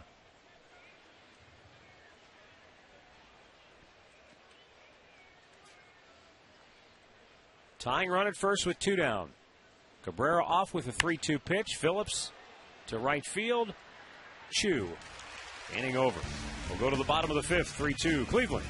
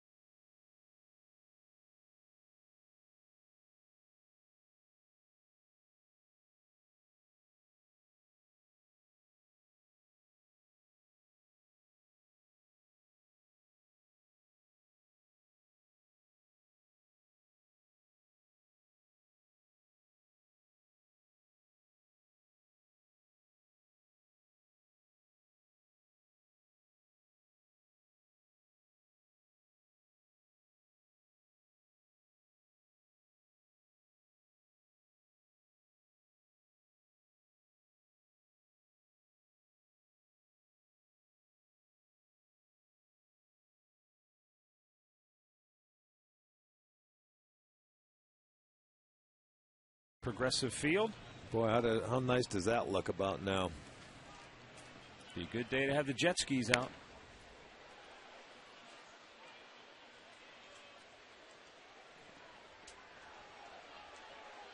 Peralta walked his last time up, flied to right back in the first inning.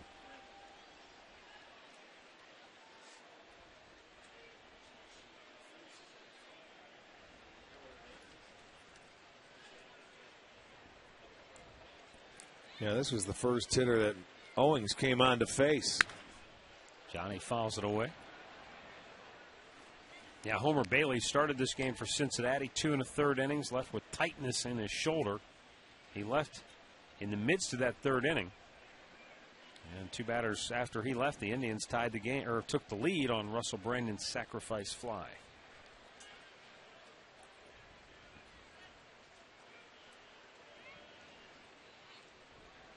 The 0-2.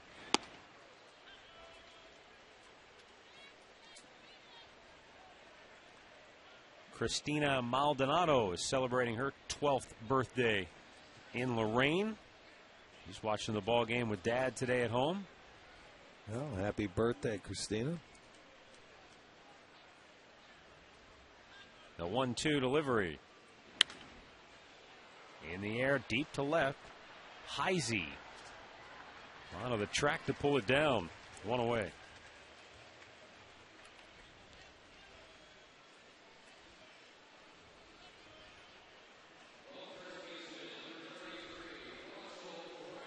Also, we want to say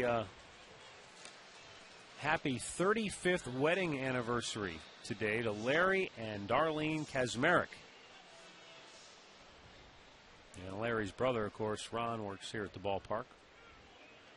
So happy 35th wedding anniversary to Larry and Darlene Kazmarek. They've been season ticket holders for a long time. So our buddy Ron. They actually rented a suite today. They've got all kinds of friends and relatives celebrating with them here at the ballpark. You know, you come out to a Tribe game, you can get a suite for quite a few people and have a good time and enjoy a family get-together. Russell Branyan sends a towering fly ball. Just missed. Jay Bruce looking up into the sun. Can't find it. And Branyan into second base.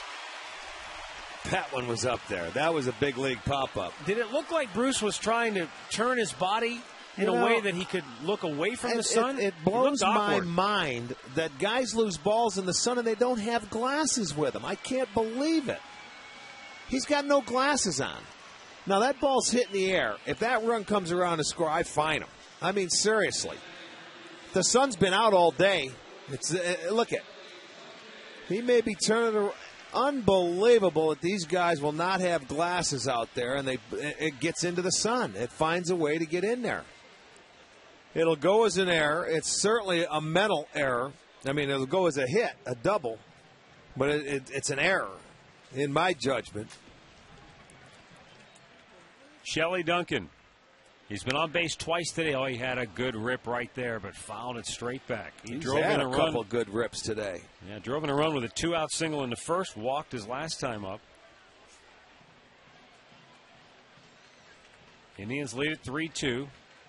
Trying to take advantage of a fly ball lost in the sun by Jay Bruce.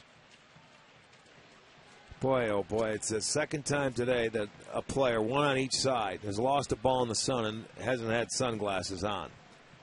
Max, if you ever do that in your game, I'm going to ground you. Here's the 0-1 pitch to Duncan. And it's a ball and a strike now. We'll see if the Indians can take advantage of it. Man, you get the extra base runner. They've got a 1-run lead. Try and add on to it.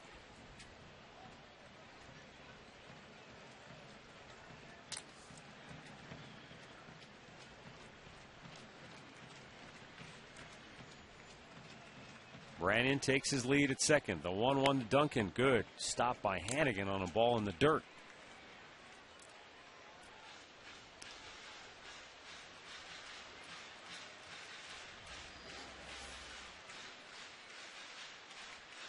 You see a little slider down in the dirt on a backhanded pick.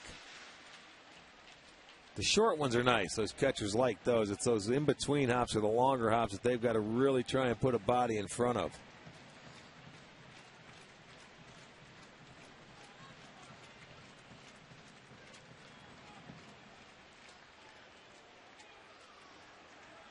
Owings with a 2-1, and Duncan again fouling it back.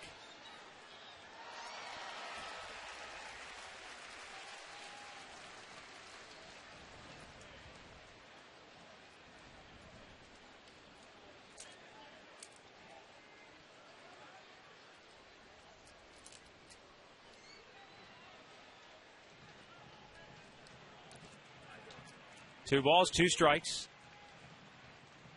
Shelley Duncan trying to drive in another run for the Tribe here today.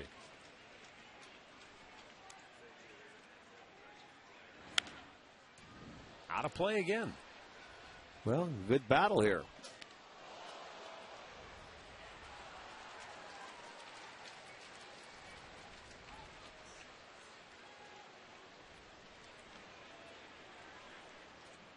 Gorgeous sun-splashed afternoon here at Progressive Field, and the sun has played a part. Jay Bruce lost a towering fly ball at the bat of Russell Brandon, and Brandon's in scoring position with 1 out. And a 2-ball, 2-strike count on Shelley Duncan. This one's back towards us. And it ricochets down toward the beer vendor. He put a hand on it. Now he's going to have to put that hand in some ice. I noticed that too. Did you see him shaking it? He went right into the ice bucket. Yes, he did. He's going to keep it in there for a while. Put a cold one in his hand and ice it down. He won't be drinking it either.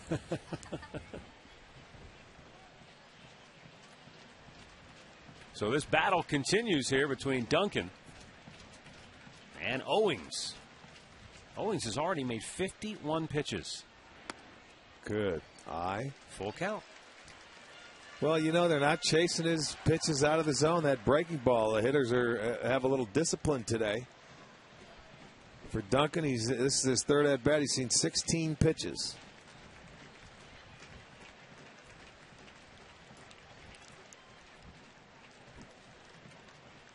All right, here we go now. 3-2 pitch. Breaking ball missed, and Duncan has walked again. I tell you what, he's had 3 terrific at-bats here today. 2 on, 1 out. And Luis Valbuena will now be the hitter. Browns punter Dave Zastudil, who was with us just a couple of days ago, and place kicker Phil Dawson, will offer a comprehensive camp for punters and kickers who are looking to tune up their game. 7th graders and up can register now for the June 13th camp at Bay Village High School. Just follow the link on stohd.com and get all the information.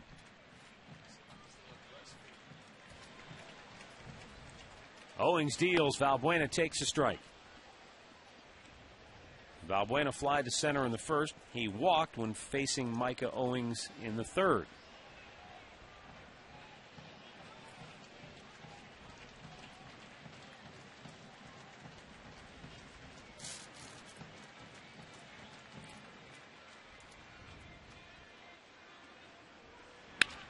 Ground ball. Backhanded stop by Cabrera. Goes to second for 1. Phillips relay not nearly in time.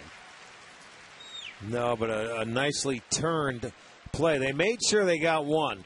Cabrera absolutely made sure he gave Phillips a good feed. Now on that relay, Phillips maybe should have just ate that ball and put it in his back pocket.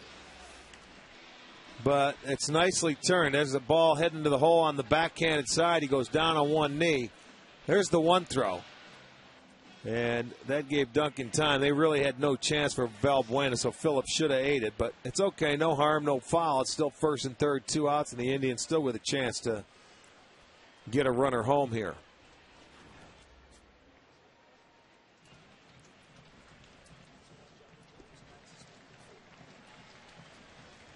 First and 3rd, 2 down. Jason Donald is 0 for 2.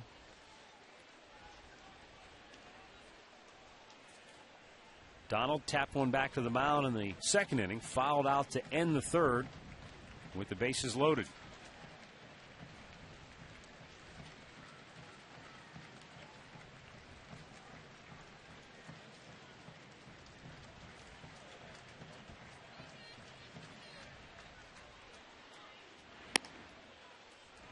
Two balls, no strikes, so Donald's working himself into a good situation here.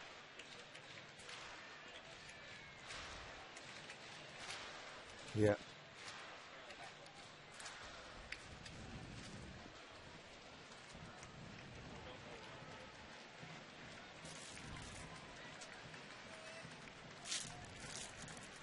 Russell Brandon The runner at third base. Valbuena down at first.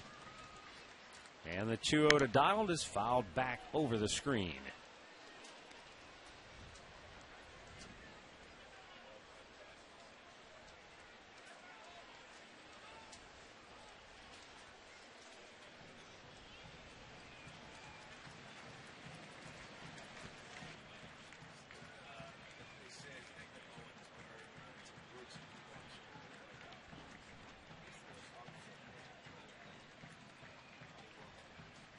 Two balls and a strike to count. As Owings takes aim with his 2-1 pitch, and before it's made, he steps away. Zach Slaughter celebrating his 17th birthday today down in Hilliard, Ohio. Watching the Indians and the Cincinnati Reds. He's smack dab in the middle. Yeah, so who do you root for? I think he's rooting for the Tribe. Fouled back out of play. 2 balls, 2 strikes. I'm sure, though, there can be some split loyalties in Columbus. Although, historically, it has always felt, anyway, that Columbus is more leaning towards the Cleveland Browns, the Cleveland Indians, as opposed to the Cincinnati Reds, Cincinnati Bengals. Daniel Herrera, left-hander. Yeah, the little guy with a screwball. Turns it over. 2 on, 2 out. And a 2-2 count for Jason Donald.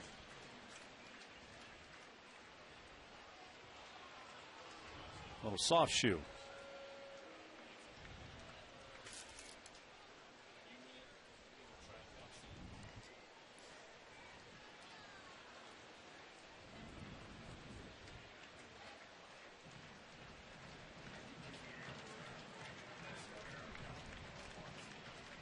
Pitch number 60 on the day for Owings.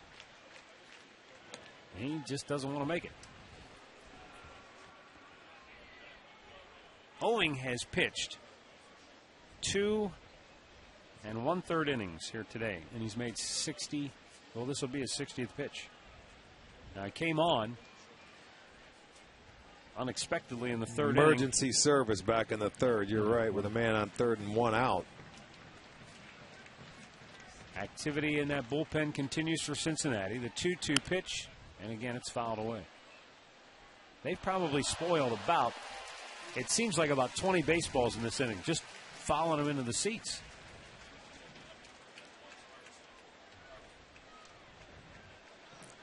As a matter of fact, the official count is 9 foul balls from Tommy Boe in this inning. Thanks, Tommy. 21 overall for Owings.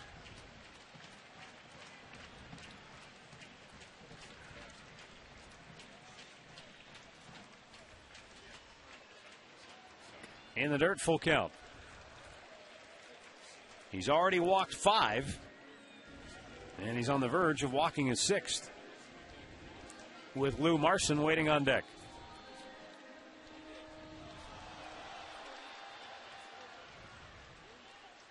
Cincinnati started the day a half game in front of St. Louis in the NL Central. No one else in that division has a winning record. Chicago, Pittsburgh, Milwaukee, and Houston all below 500.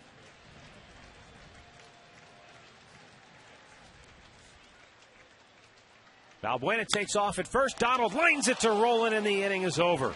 He hit it right on the button and hit it right at the Reds' third baseman. Through 5, 3-2 Cleveland.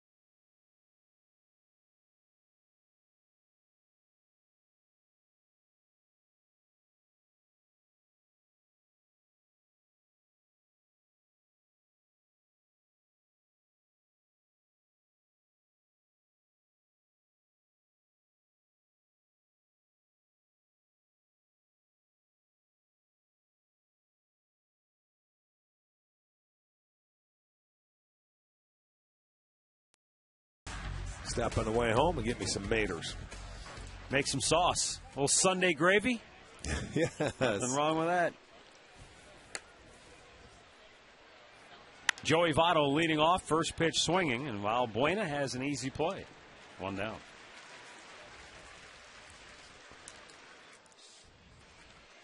Well, had a chance in between innings. You know, you wondered, look, you're talking about sunshine, and there's Bruce sitting out there, and there's your veteran. We talked about it. He's saying, I don't care what you do. You take sunglasses and you put them on. You see, that's a player taking care of it right there. There's Nix, another outfielder going over there, but there's an infielder telling the outfielder, I don't care what you do, take your glasses out there. It didn't cost him a run, but it could have. Made the pitcher have to work awfully hard to get out of the inning. That's exactly right, man. That's what we're talking about when you have veterans on the team, what they will do. They'll take care of the business that needs to be taken care of. At the knees for a strike to Scott Rowland. Hit a 2-out, 2-run homer in the first. And he flied to left in the third with 2 aboard and 2 out.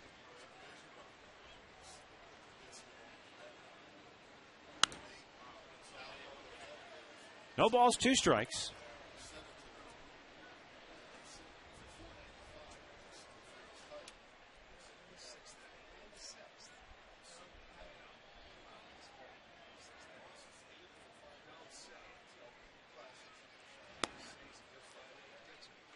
David Huff, 80 pitches now on the afternoon. 51 of those have been for strikes. He's only allowed 4 hits on the afternoon. He has been very sharp, couple of strikeouts. This one's whacked deep left center. And it's gone. Yes, it is. So Scott Rowland with a 2-home run game has tied it up at 3 apiece. Well, he's the guy that got him early. And Rowland with that quick bat, he's got hit his 10th. And he has driven in all 3 for the Reds today. He hit a slider the first at bat. That looked like a fastball to me, not sure. But it did get the railing over the yellow line and bounces back in. As you can see, above the yellow line, so we have a new ball game.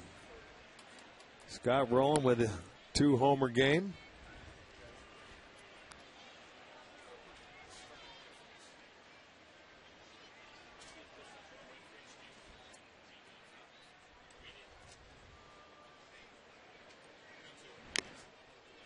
Johnny Gomes with that big swing came up empty on the foul tip. He's 0 for 2.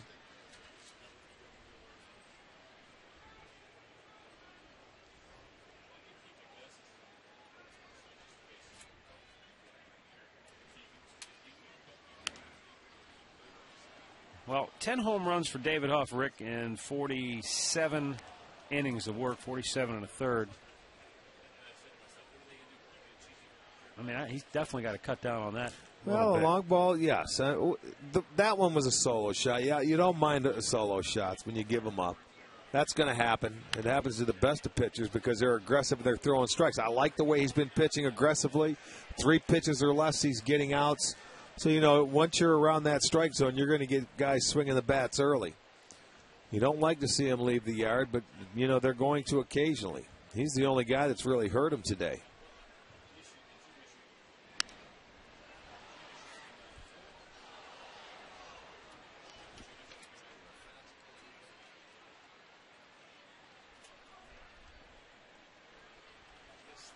One ball and 2 strikes. We're back to even at 3 apiece here in the 6th inning.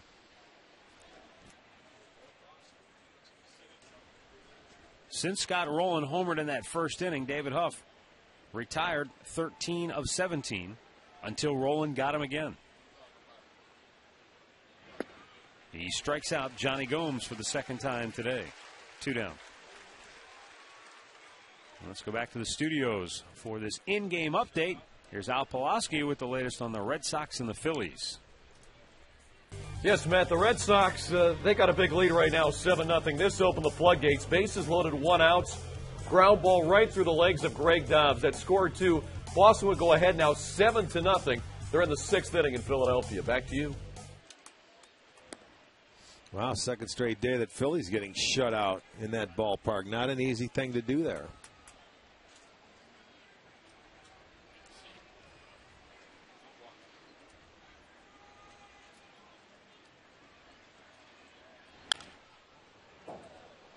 Into the Reds dugout, that foul ball went.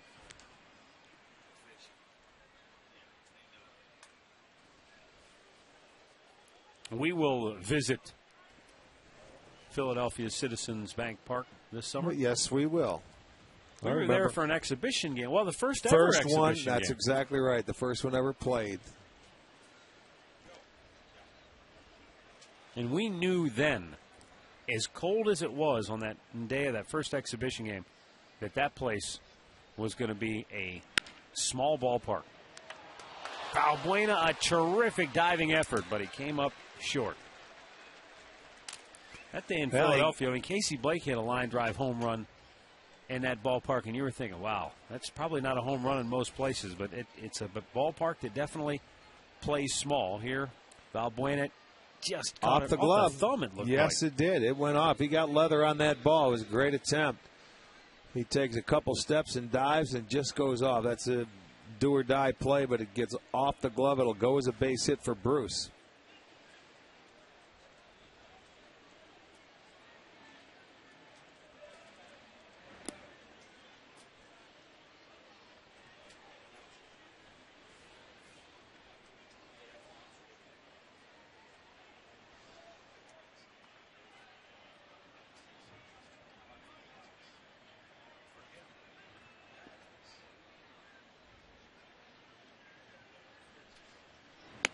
Missed outside. 2 balls, no strikes. Chris Heisey 0 for 2.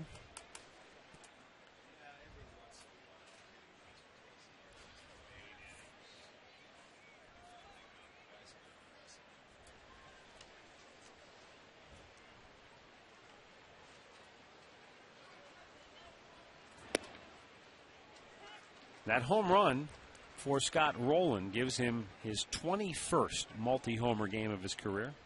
Second one this year.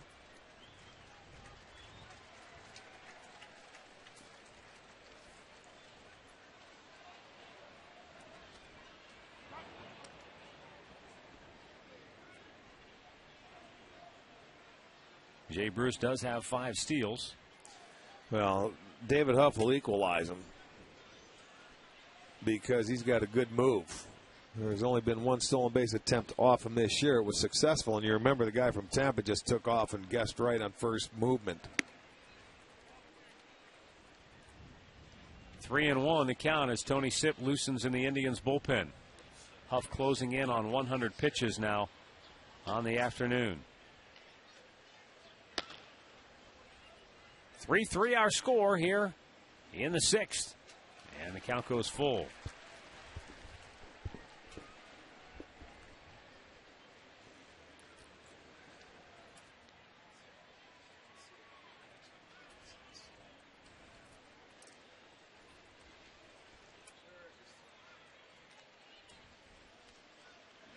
Swung on and missed. He comes back to get him. Gets his 4th strikeout of the afternoon. But the Reds come back to tie the game at 3.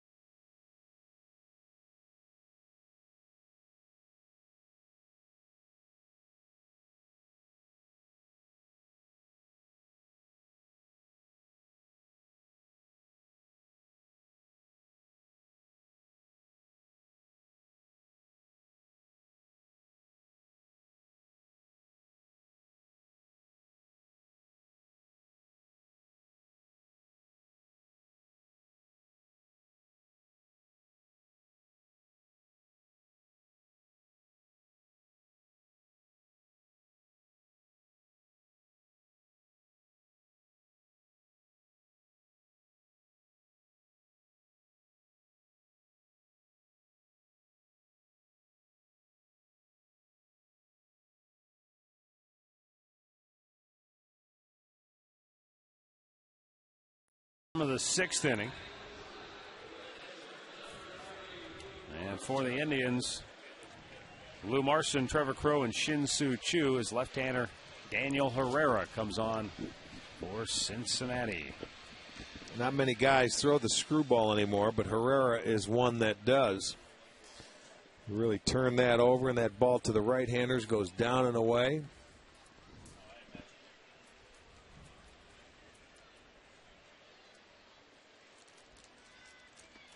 And a breaking ball in there for a strike to Marson.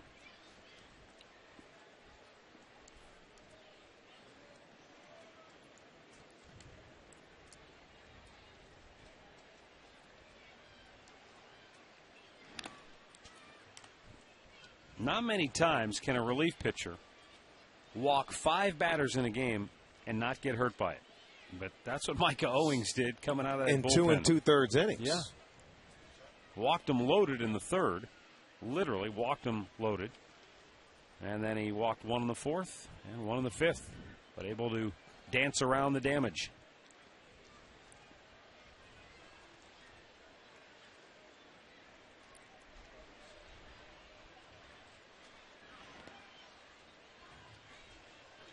One ball, 2 strikes.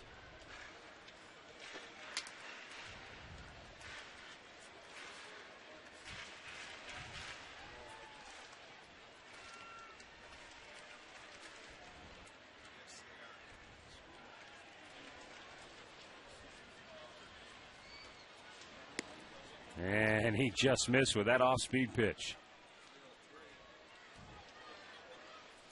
That was the old screwball right there where it goes down and away to the right-handers. He likes you to try and get you to swing at that. Although righties are hitting 300 off him, 303 to be exact. Lefties are hitting 421.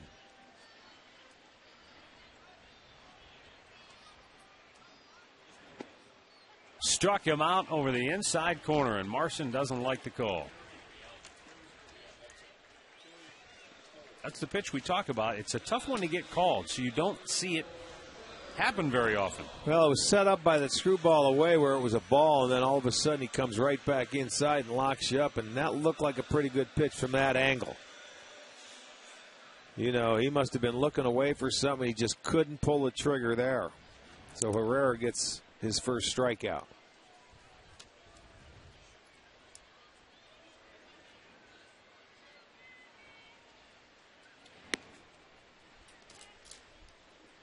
Sometimes in media guides, heights and weights are, maybe embellished a little bit. Yes. Maybe you're 5'11", they list you at 6 foot, just to give you a little more oomph. Daniel Herrera is listed at 5'6", and he's probably every bit of it. That's not very big. That's very, very short. Yeah. Left-handed pitcher, 5'6". What's he weigh? About 150 pounds? They list him at 165 for what it's worth. That's soaking wet with sandbags in your back pocket. Born in Odessa, Texas.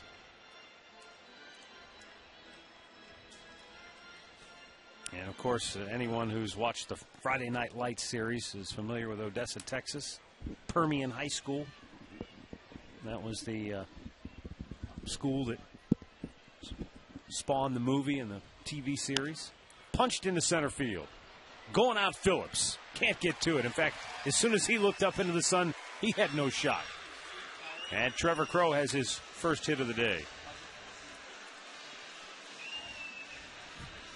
Phillips has his sunglasses on the top of his hat, so once he looked back up into the sun, he had no There's help. the screwball. You see it going down and away, and he just barely gets it off the end of the bat.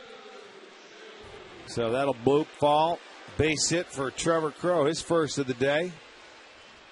Yeah, look at, I don't see it. Even if he did, he wouldn't catch it. He was not going to be able to get out there and make a catch, make a play.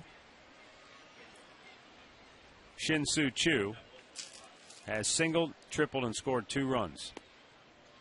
And takes a strike. Again, not to belabor the point, but why even have the sunglasses? I don't understand. I'm off of that point now. If they're going to now. be on the top of your hat, why even take them out there? I have no idea. Herrera, the 0-1. He missed down and away with it. If the sun's out and there's going to be an opportunity where you have to have a play and you might need the sunglasses, they better be on and you better be ready to use them.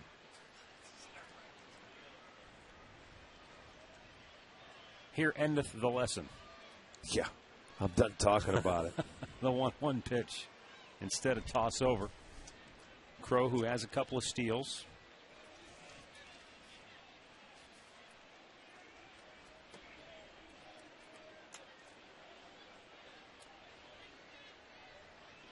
Daniel Ray Herrera. For what it's worth, he says he preferred the book Friday Night Lights over the movie. He said it's still exactly the way it was portrayed, though. Everybody's still nuts, and it's all about football. And oh, I'm Odessa. sure it is. Yes, it is.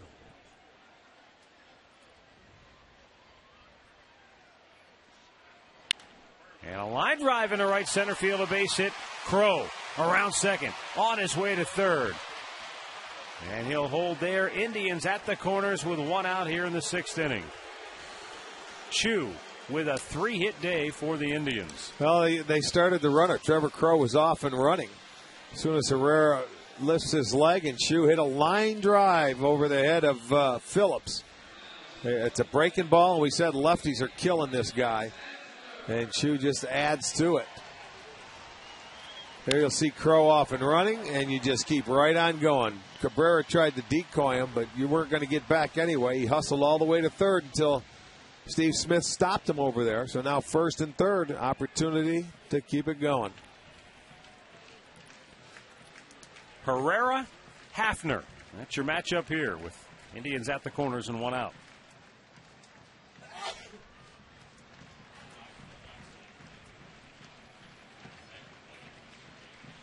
Pronk trying to snap the tie. Ball 1 down low.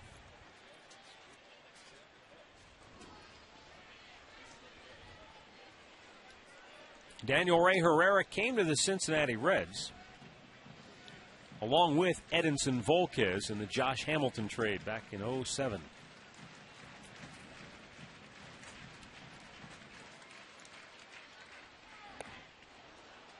One ball and one strike.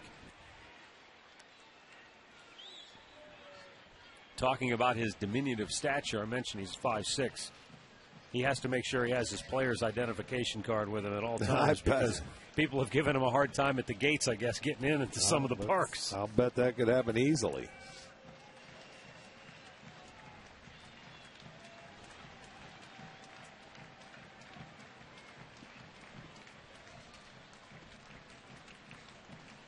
Now the 1-1 to Hafner.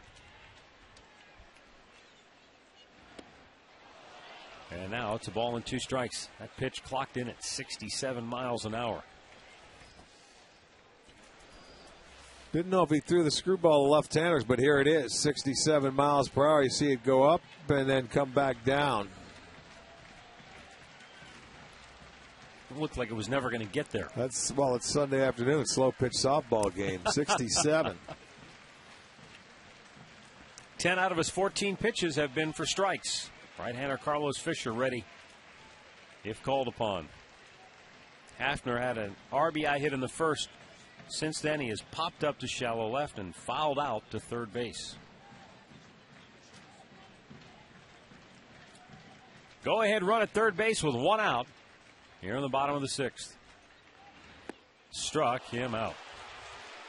So Hafner fails to get that runner home from third.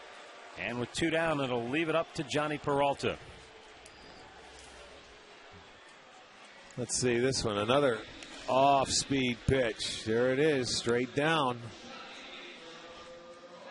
And he gets Hafner to wave at it. So second strikeout of the inning. There's 2 singles and there's 2 strikeouts. Well, maybe Dusty Baker would make a move with the right-handed hitter coming up, but he's going to stay with Herrera. Does that screwball help him to probably avoid the better. label of a matchup guy? Well, against right-handers, left-handers are doing a better job. He was able to get the punch out there to Hafner, but I think that screwball, for right-handers, it's going away from them, and, they have a tendency, if it's so slow, to be way out in front of. But you also have another lefty on deck, but left-handers are hitting them better than righties. And Peralta way out in front of That's what I'm saying. You get the right-handers, and that was 67. One guy that used to be like that for the Baltimore Orioles was Mike Cuellar. Yeah. He had the big curveball, and he had the big, slow screwball. You don't see many pitchers throw that anymore because they have arm issues throwing that pitch. Mike Marshall used to be a guy, the old screwball. It's really unnatural throwing motion. Sure it is. It goes exactly against the grain for your shoulder. I mean, it's more like the mechanics of throwing a football, but, with a football, you've got something heavier. Baseball, that's like whipping your arm against the wind. Well, I mean, you're turning your whole, the rotator cuff. Teddy Higuera used to be a Mexican, like Guerrero, that throws that ball like that. He's still a Mexican. Yes, he is. Teddy Higuera is. Did you play with him in Milwaukee? Mm-hmm. Yes, I did. He threw a no-hitter? Yeah, he did. No, he didn't. That was Juan Nieves. Don't listen to him. He's giving you bad stats. He just wanted to sound important today. No, he didn't throw a no-hitter, but he did. He was a 20-game winner, and he also had a consecutive shutout string of about 35 innings at one point in time. He was left-handed. Left-hander, also, yeah. yes. He could dot the eye, boy. He had great control.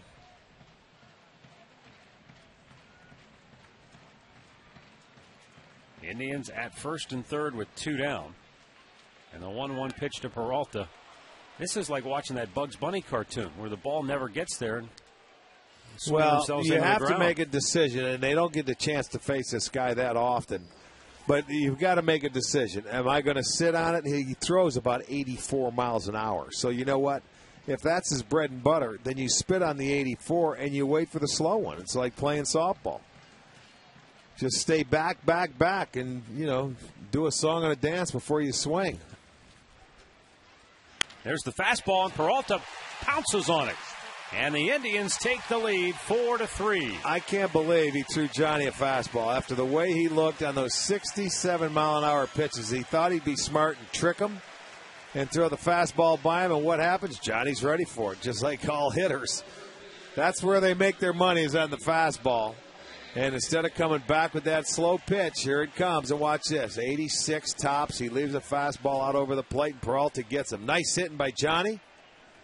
Didn't give in to what he believed in. He was looking for the fastball. He got it. Another 2-out RBI. Second one the Indians have scored today. Russell Branyan doubled his last time up. Hits a high drive. Deep left center. Stubbs racing back. Pulls it down. And the inning is over. But the 2-out RBI single by Johnny Peralta now has the Indians in front 4-3 as we go to the 7th.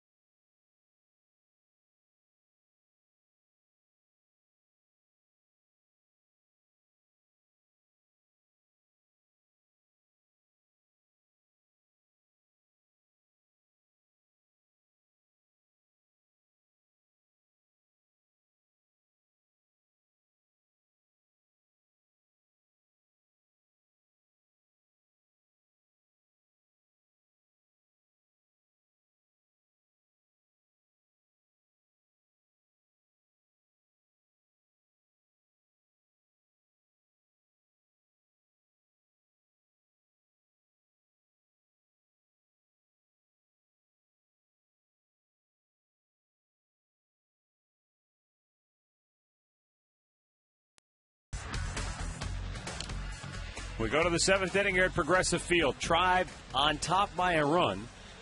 David Huff went 6 innings today, and he's in line for a victory. If the bullpen can make that 1-run lead stand up. Chris Perez comes in first. He'll face Ryan Hannigan, Drew Stubbs, and Orlando Cabrera. All 3 right-handed hitters due up.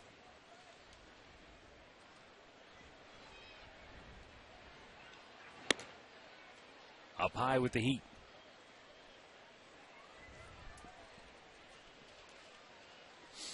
Well, the one thing I like, both times today that Cincinnati scored, the Indians came right back in the bottom half of the inning and answered. 2 balls, no strikes.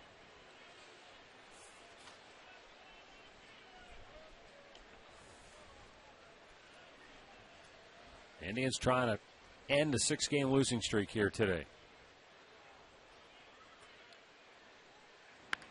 Bunts it hard toward third. Peralta, bare hand grab, throw, got him. Nicely done by Johnny Peralta on the old do or die bare hand grab and throw.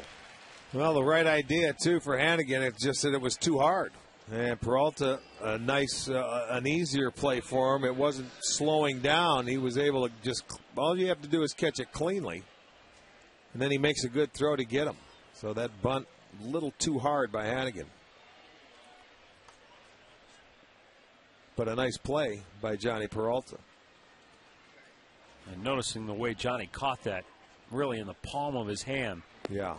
And I don't care. If you catch a bare hand, I don't care how you catch it if you catch it. I mean, that's a hard thing to do.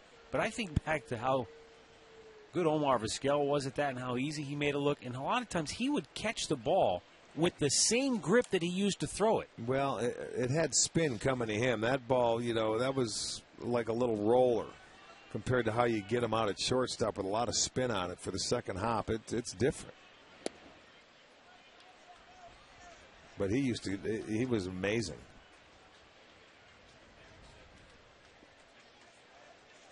Drew Stubbs, 1 out of 2 for Cincinnati here today. We'll see Omar Vizquel with the Chicago White Sox, and they come to town tomorrow.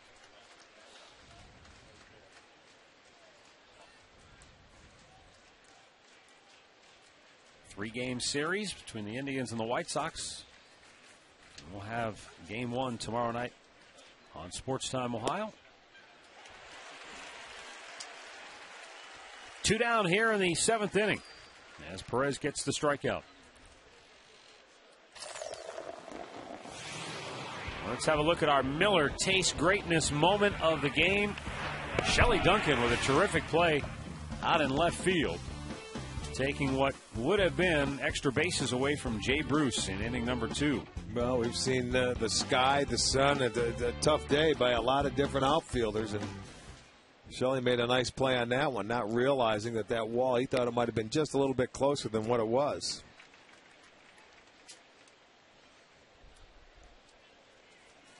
Orlando Cabrera is 1 for 2 today.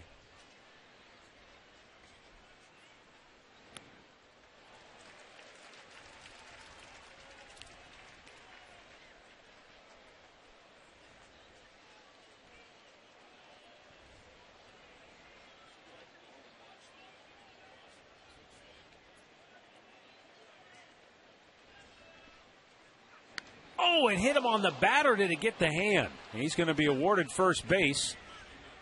It sounded like it hit the bat, and here comes Manny Acta to argue.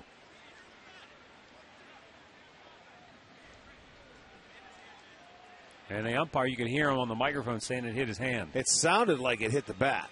And I'll tell you what, if that was a hand, then that's got to hurt. An 0-2 pitch. Obviously, you're looking away for the most part as a hitter, especially after you just swung at a slider down and away, and that hurt. He's going to take the glove off, and that did get hand. Watch how this ball runs in. You're looking away, and the next thing you know, you just can't get out of the way of that. Well, that looked like it hit the knob of the bat square. Well, let's take one more look. I'll tell you here. what, from the reactions and the way he went down, it doesn't look like it. That got the wrist.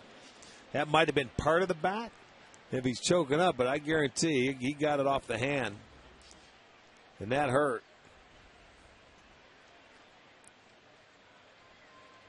I say give him an Oscar. Okay. But he's at first with 2 down.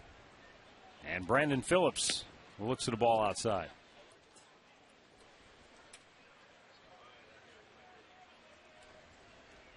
Phillips doubled in the 3rd inning. In that at bat, he got himself into a 3-1 count and hammered a ball inside out. Just missed hitting a home run. 1 ball, 1 strike.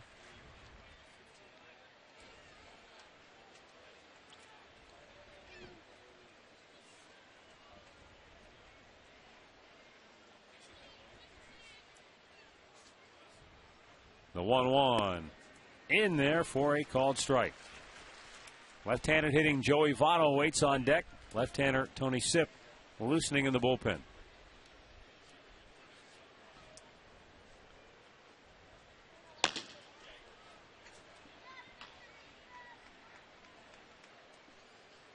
And the 1-2.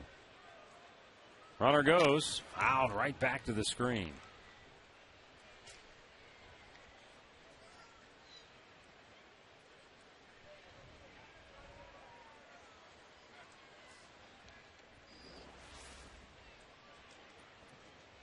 He gets a piece of a heater away.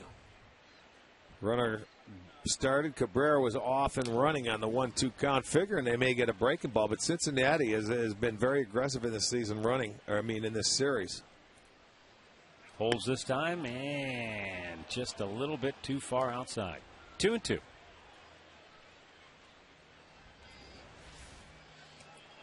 See, Marson's sitting off the plate. He's not sitting out on the corner. He's a little bit off with a 1-2 pitch. And that pitch was just off the dish.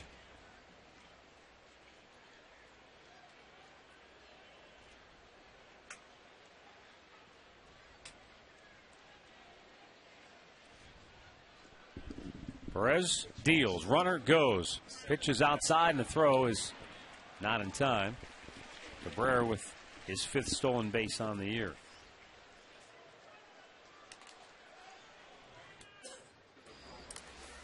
Yeah, they have. That's their 8th stolen base, and he went and started and stopped and started again.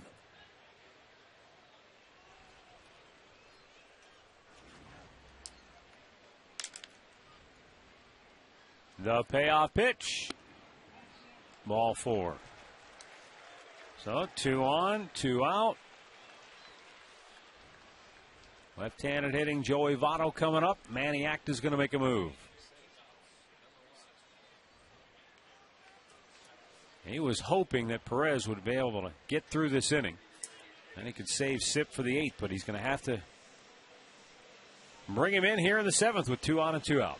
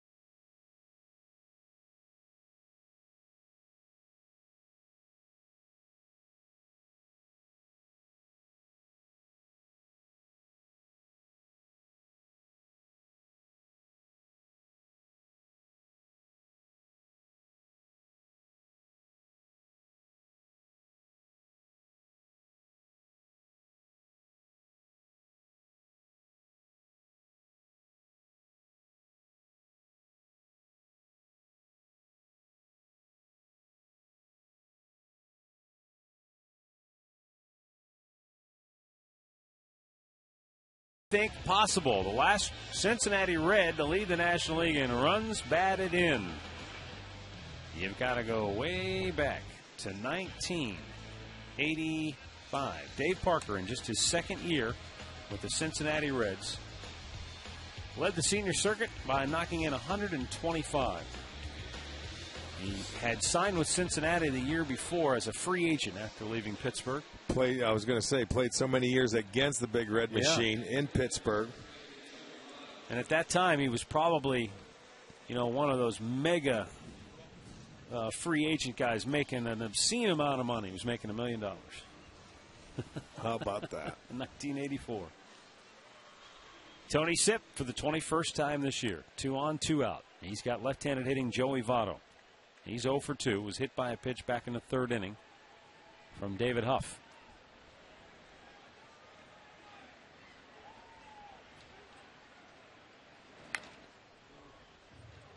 Votto is not shy. If he gets a pitch early in the count, he's going to go after it.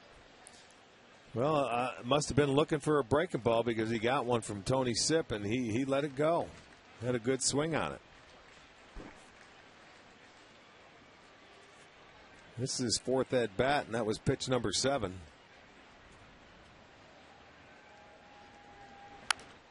Goes after that one, too. Foul ball, nothing into the count.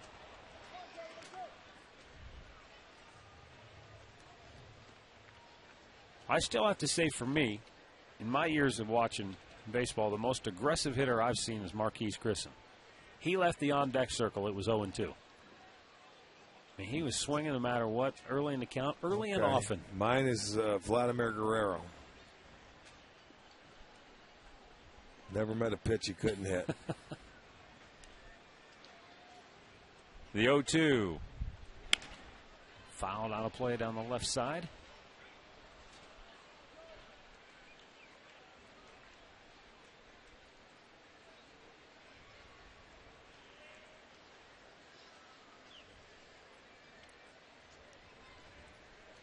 Joey Votto came in batting over 300, 10 homers, 32 runs batted in.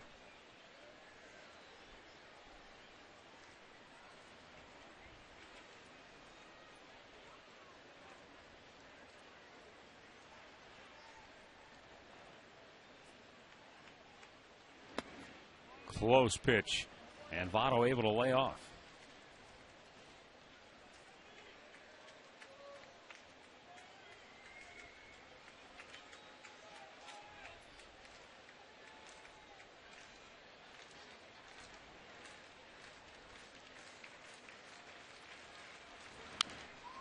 Again, it's a foul out of play. Votto making Tony Sipp work for him here. And Tony, he got away with one there, and he knows it. He's talking to him. Tony's talking to himself right now. He wanted that breaking ball down and away. He has been outstanding this year with inherited runners. And he inherited a pair here this afternoon.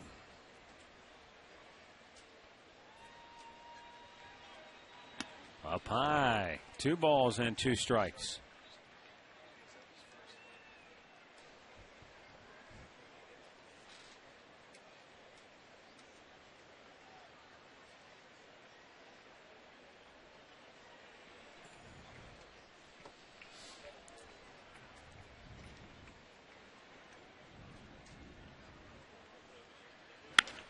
This ball hammered to left. Shelley Duncan reaches up and runs it down, and the inning is over. Cincinnati strands 2. Stretch time in Cleveland. Tribe on top 4-3.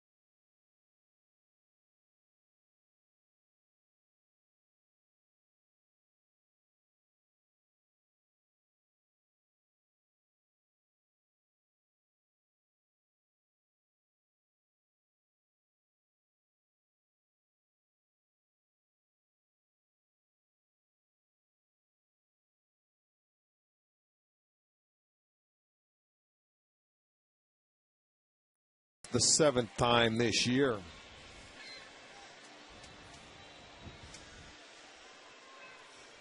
Well, it's the third different reliever coming out today after having to replace Homer Bailey back in the 3rd inning when he left with a tightness in his right shoulder. It's been Micah Owings for 2 1/3. Herrera just went an inning. And now it's Fisher's turn.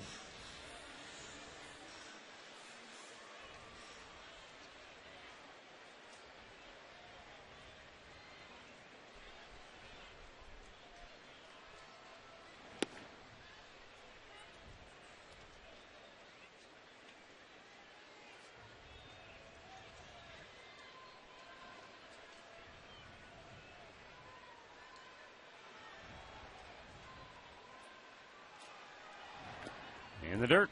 1 ball, 1 strike. Duncan has seen a number of pitches today. He's 1 for 1. He's walked a couple of times. And he's up around that 20 pitch mark. And this is his 4th at bat, so he has had a couple of very good at bats today.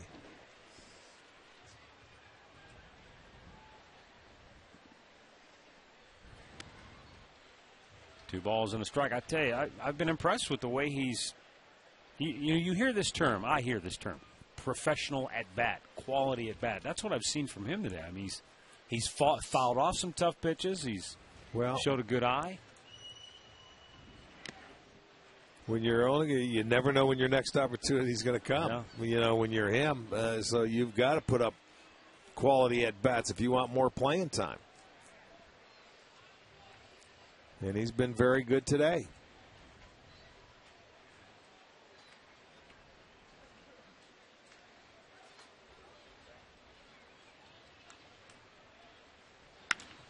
High drive, right field. Back goes Bruce. And it died in front of the warning track for out number 1. Let's go back to the studios right now for this in-game update. Al Pulaski has the latest from Minneapolis, where the Twins are hosting the Brewers today. Yeah, man, Rick, let's go to Minnesota here. Target Field, Milwaukee in the top of the 4th inning. Down 2-1. Corey Hart changes that with his 2-run blast, his 9th of the year. Right now, the Brewers lead the Twins heading to the 6th, 3-2. Back to you.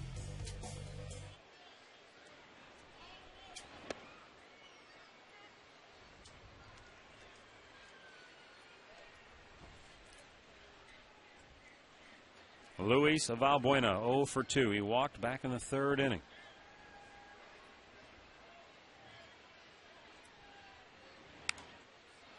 Popped up right at home plate. Hannigan, 2 down.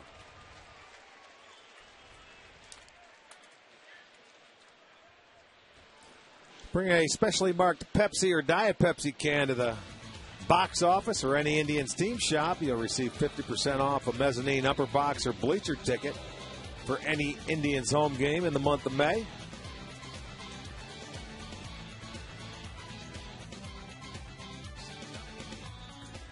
Warm one today here at Progressive Field, especially for the folks sitting directly out in the sunshine. Mid-70s at game time, but not too much of a breeze. A little bit blowing in from center field. But they've been out there cooking today. Jason Donald right back to the mound. 1-2-3 go the Indians. We go to the 8th, 4-3 Tribe.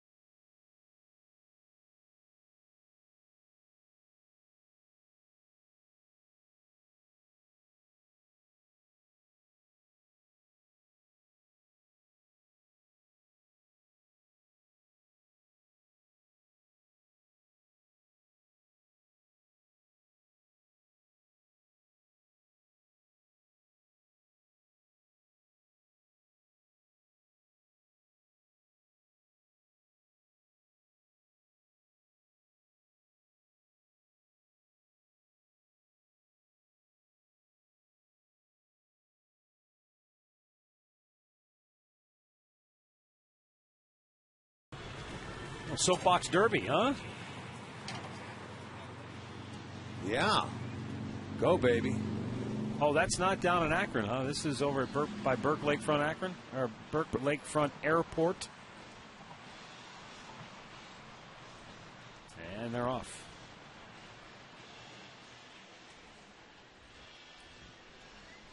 Who was down there getting that shot?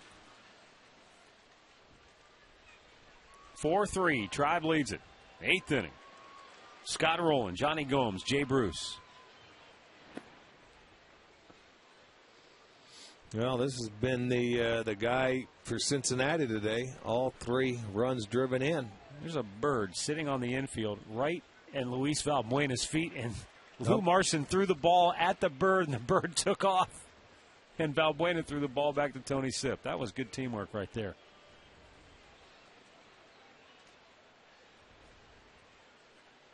The 1-0 pitch. Up high. 2 balls, no strikes.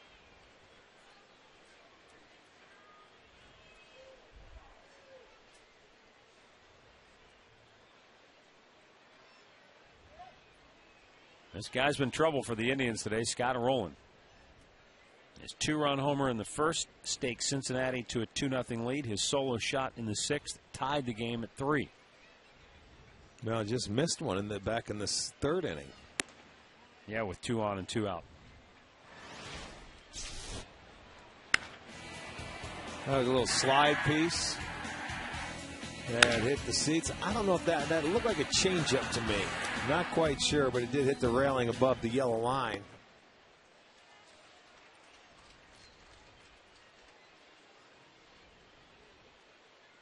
Three and 1 to count.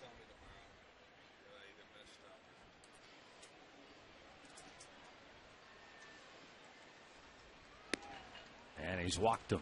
Leadoff man aboard for Cincinnati here in the 8th. Johnny Gomes, the batter.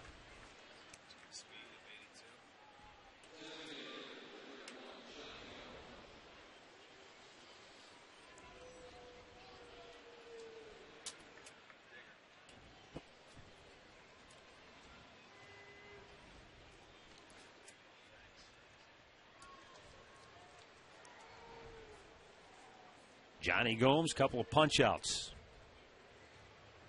He is also grounded to first.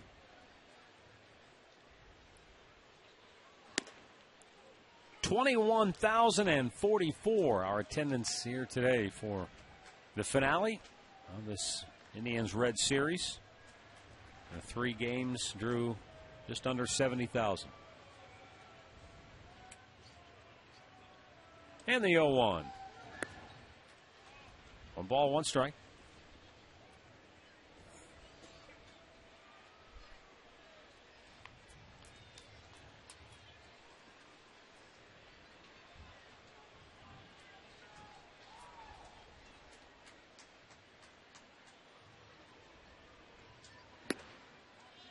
Boy, close pitch. Didn't get the call. 2-1 to count.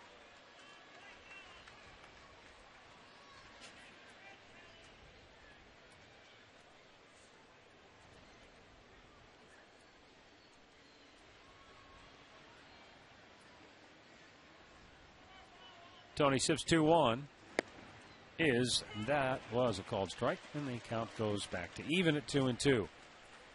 Tonight, stay tuned for All Bets Are Off. It's coming up at 7 o'clock with Bruce Drennan, and then at 9, Golf Zone with Jimmy Hanlon right here on STO tonight.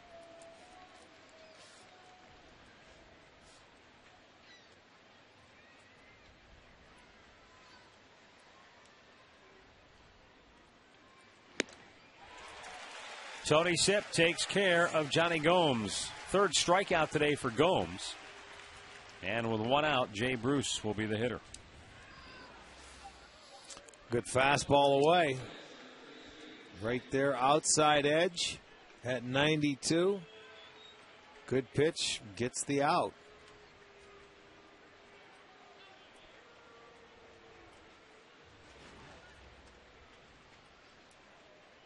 Jay Bruce, 1 out of 3 today.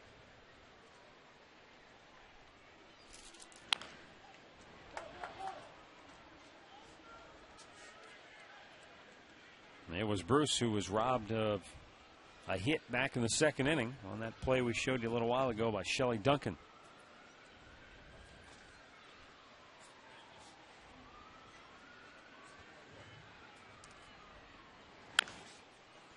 Quickly 0-2 the count. Well, these lefties, you mentioned Votto being aggressive. Well, Jay Bruce comes up here. He swung at the first two off-speed pitches.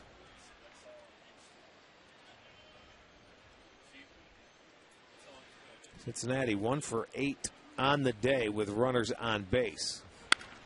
Double play ball to second. Valbuena to Donald. Back to Brennan.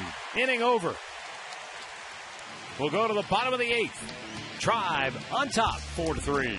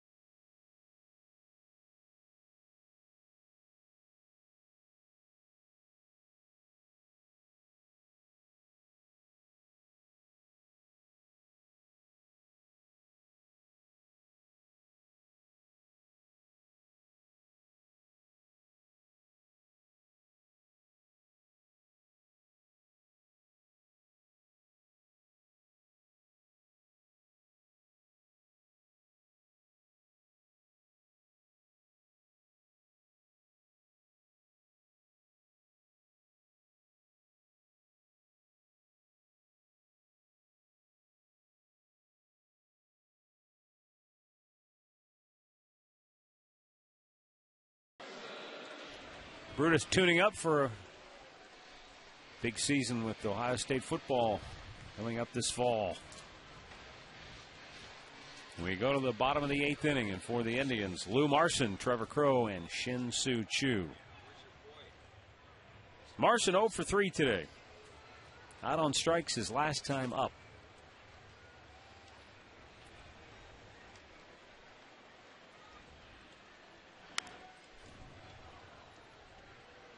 Four runs, 8 hits, no errors, 10 men left on base for Cleveland. 3 runs, 6 hits, no errors, 6 men left on base for Cincinnati.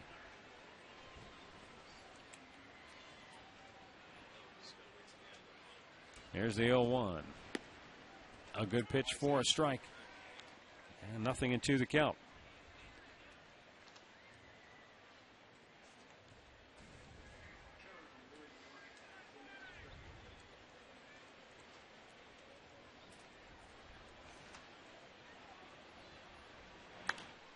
Out of play.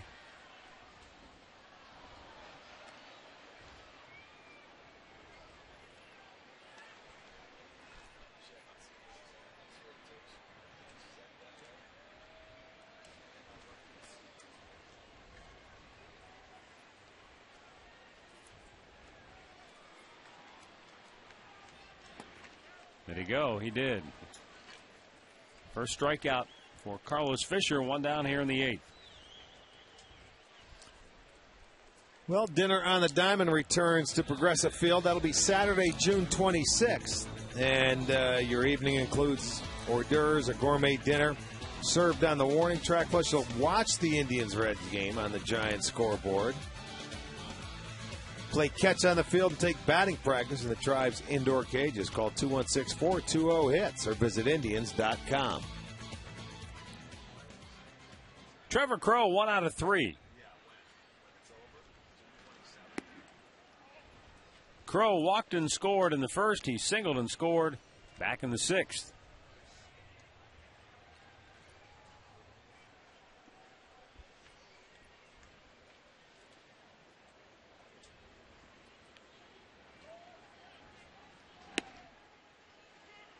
One ball, one strike. I mentioned earlier that later tonight at 9 o'clock, Jimmy Hanlon will be here with the Golf Zone on Sports Time Ohio. And on Thursday nights at 6, it's Tee It Up Ohio here on STO HD. Jimmy and Mike Cairns will explore some of the best golf courses in Ohio. Trevor Crowe with a base hit to center field. And they also want to put gas in your car. Every month they're going to give away a $250 marathon gas card on Tee It Up Ohio. So visit teeitupohio.com and get yourself registered today. 1 on, 1 out. Shin-Soo Choo, the batter, he's been perfect today. He has singled, tripled, walked, and singled in his 4 plate appearances. He has also scored 2 runs.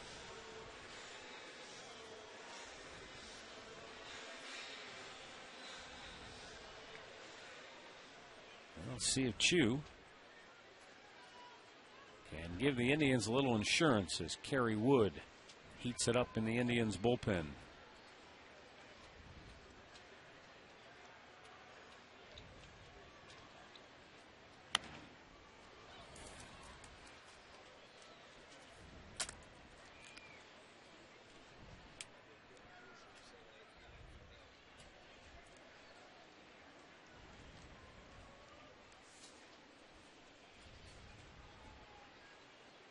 Choo came into today's game 5th in the American League in on-base percentage. He's done nothing to hurt that.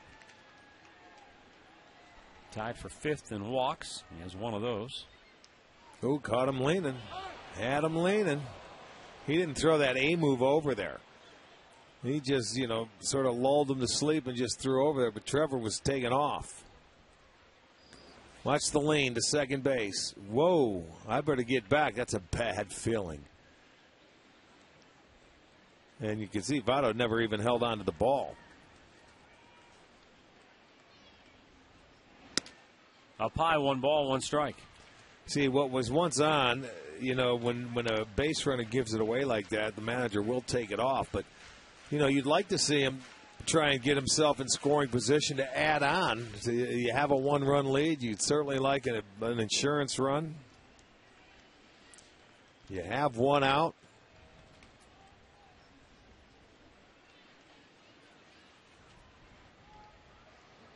Another throw over.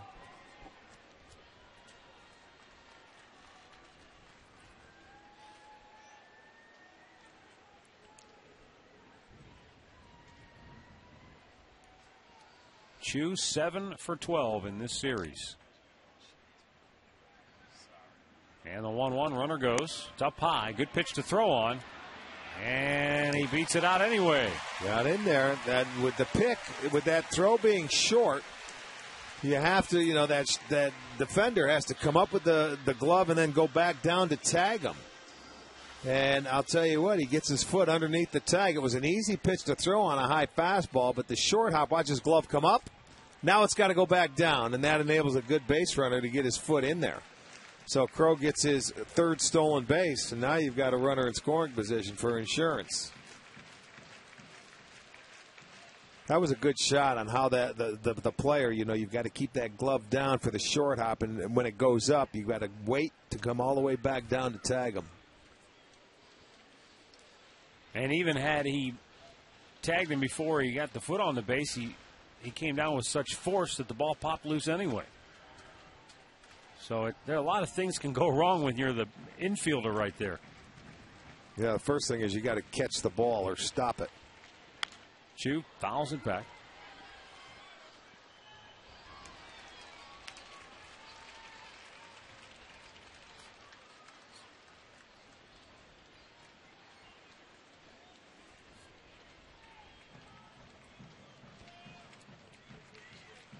Carlos Fisher, since coming into the game, has thrown 20 pitches, and 15 of those have been for strikes. He retired the first 4 he faced before the base hit by Trevor Crowe. And now Shin-Soo Choo with a 3-ball, 2-strike count, with 1 out here in the 8th inning.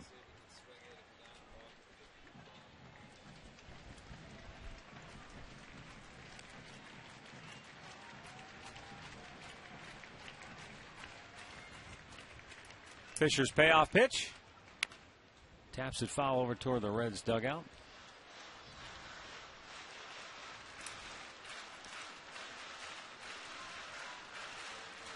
Been a beautiful weekend here in downtown Cleveland as the Indians and Reds kick off interleague play. They'll meet again June 25th, 26th, and 27th at Great American Ballpark in Cincinnati. And that series will also conclude interleague play for 2010. The 3-2 pitch. Swung on and missed. Second strikeout for Fisher. 2 down here in the 8th. And the Reds finally retire Shin-Soo Choo here today. Now it comes at him this time after he fouled off the fastball with a breaking ball. And Choo comes up empty. Up at the top of the strike zone from Fisher. So he has 2 strikeouts in the inning and now looking to get out of this inning.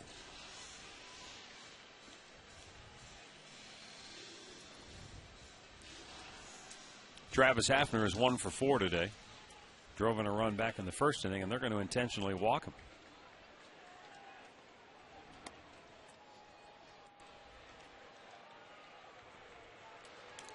So Pronk will get the free pass. Johnny Peralta will be the batter. There he is. He'll be hitting with 2 on, 2 out. Johnny drove in a run with 2 outs in the 6th inning that put the Indians ahead 4-3. That's right. They swung at 2 really slow screwballs from Herrera. And then Herrera tried to trick him and throw the fastball by him, and Johnny was ready for it. Base hit to left field. This is what we're talking about. There he was. That was a 2-strike fastball that he got and able to hit it into left field. So he was ready for it. You know, those hitters, they don't change. Even though they swing and miss at that breaking ball, they're still looking for the fastball. When you get it, you better not miss it. He didn't right there.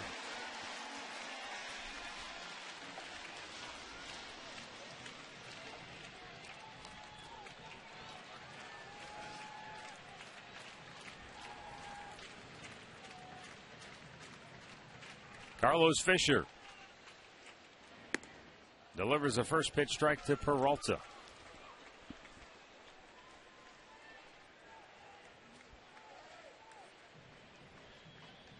Peralta is now hit in 11 of his last 14 games.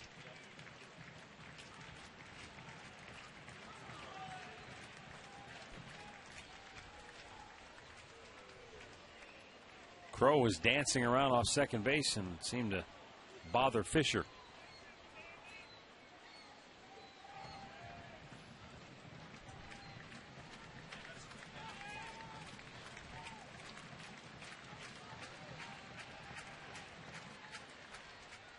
The right-hander's 0-1 pitch. Right back into the crowd.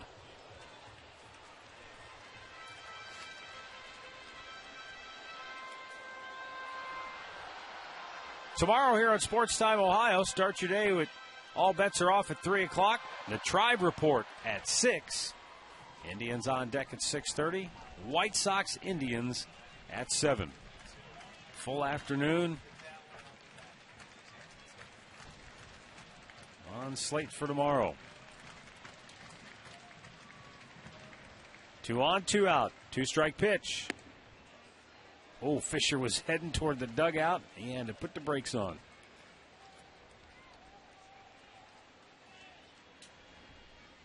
He thought he had him. Whew. Close pitch, didn't get the call. Now the 1-2. And Peralta shoots it out of play.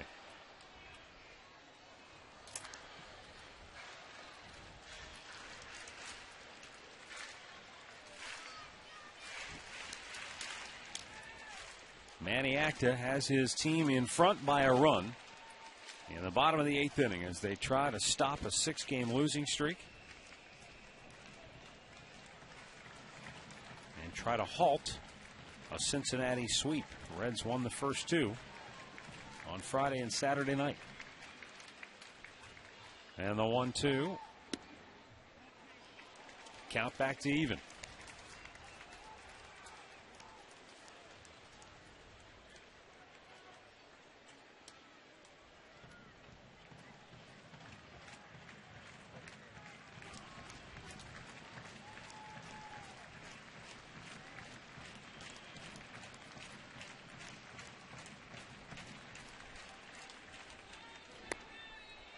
And that's low, full count. So everybody will move on the 3-2 pitch.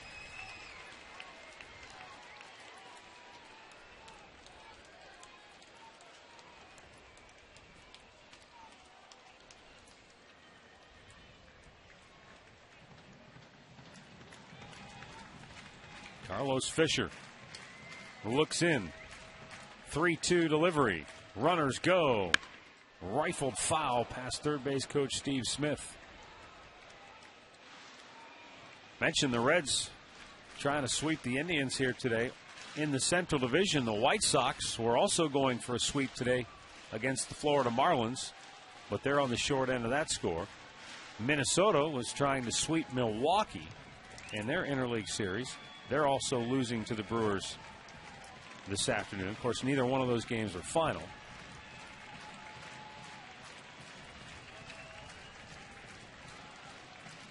Again, the runners will be off. And the 3-2.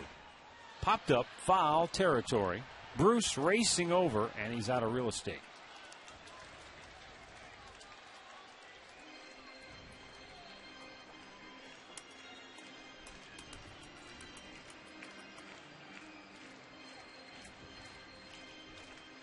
It's been an 8-pitch at bat here for Peralta.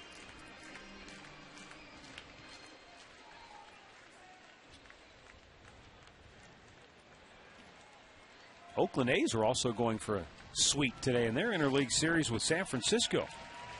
Yeah, they got Zito on Friday night. Runners off, 3-2 pitch, high fly ball, left field, back is Heisey. Inning over. Indians leave a pair. We'll go to the 9th. Kerry Wood coming on to close it out, 4-3 Indians.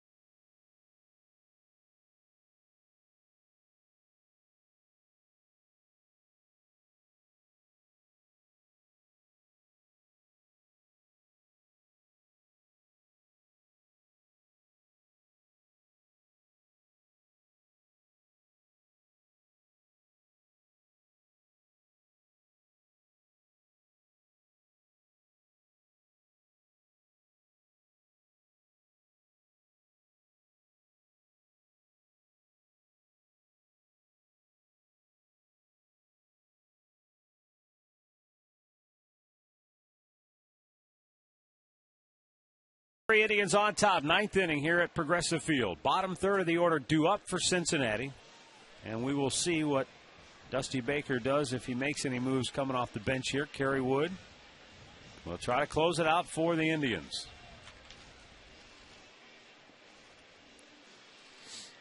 Austin Kearns going into left field as a defensive replacement for Duncan. The Indians with an opportunity to stop this Cincinnati sweep. Cincinnati looking for their first sweep ever in Cleveland. Kerry Wood trying to stand in the way and stop a streak.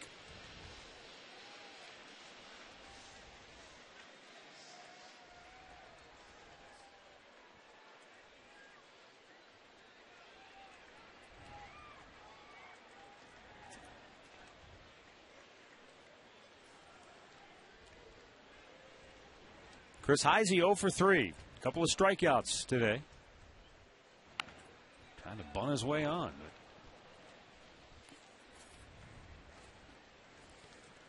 Well, that's what they need. They need a base runner. So he was heads up. He was thinking, okay, let me get on or try and start something. The element of surprise.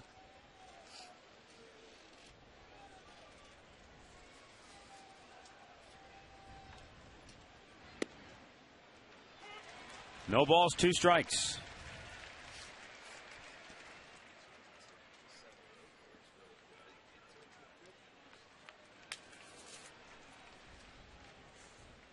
The 0-2. Wouldn't chase after it.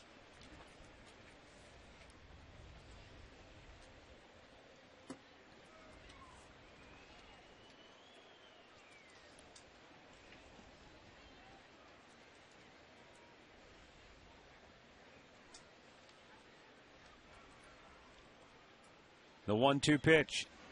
And he just missed inside. Little too tight. 95-mile-an-hour fastball.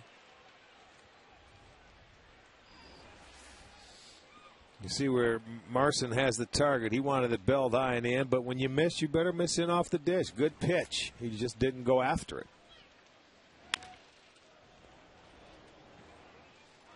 Heisey stays alive. We are in the 9th inning. Indians with a 4-3 lead.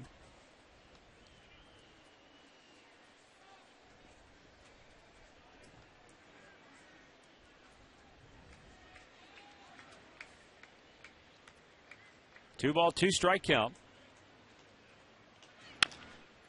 Big hopper to second. Valbuena throws him out, 1 down.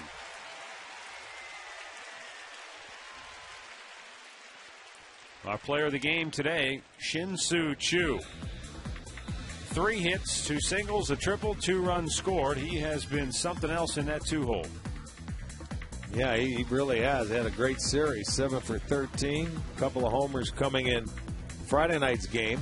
He scored 4 runs. I think it's safe to say he'll be there for a little bit.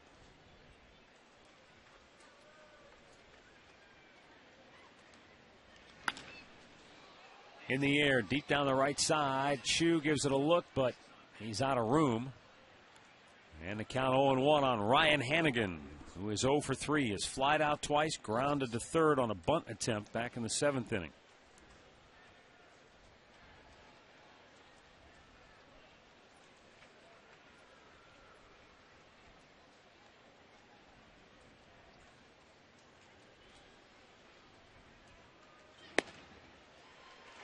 Paints the corner, 0-2.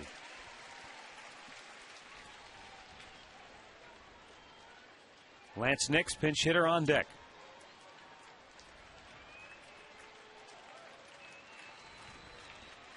Two-strike offering. Up the middle, base hit for Cincinnati, and Kerry Wood, frustration, kind of smacked his glove down. As the tying run is aboard with 1 out here in the 9th. And now the pinch hitter Lance Nix for Drew Stubbs will be announced. Well, let's see the location. Maybe that's what he's upset about. Well, that's pretty much where the target was at. Look at it. He realized he was upset with himself. Watch, after he knew that was going up the middle, and boom, slapped his leg. So a 1-out single, and we're going to have a pinch runner for Hannigan. That's Paul Yanish, I believe. So Paul Yanish will run for Hannigan, the catcher. It's always a good trade.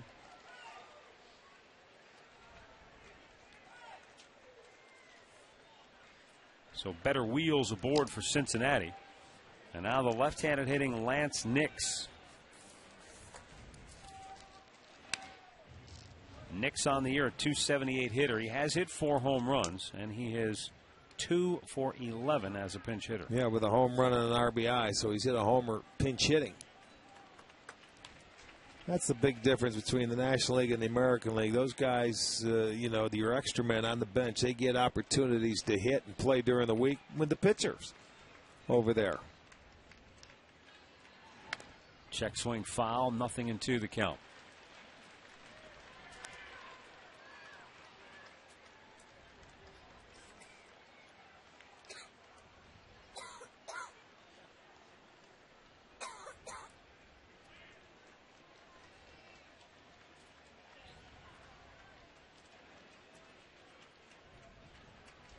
Time called as as Nix digs in.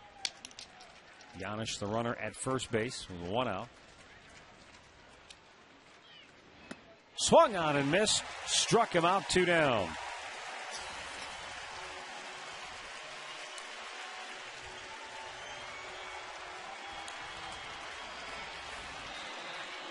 Well, this is his 3rd straight 0-2 count, and when you get that count, you can throw that nasty slider. That was a good one. Look at the movement going down, probably out of the zone, and when he's got it, it's tough to hit. So Kerry Wood gets the 2nd out in the inning. Orlando Cabrera, 1 for 2 today. In the air, right field, Chu makes the catch, and the losing streak is over. The Indians snap their 6-game skid with a 4-3 victory over the Cincinnati Reds today and salvage the finale in this 3-game series. With the win, the Indians are now 16-26. The loss drops Cincinnati to 25-19. Winning pitcher today is David Huff. He's now 2-6 on the year. The save goes to Kerry Wood. And for Kerry Wood, that's number 1, his first save on the year. The loss goes today to Daniel Ray Herrera. And for Daniel Ray Herrera, that is his 2nd loss. He's now 0-2.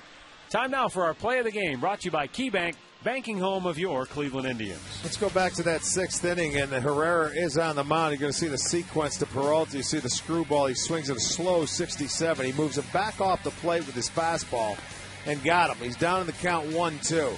But eventually he's going to give in and throw that fastball, and Peralta was looking for it. A little shocked he threw it to him. Johnny didn't miss it, drove in the 4th run. That's why Herrera was the losing pitcher. That's going to be our KeyBank key play of the game.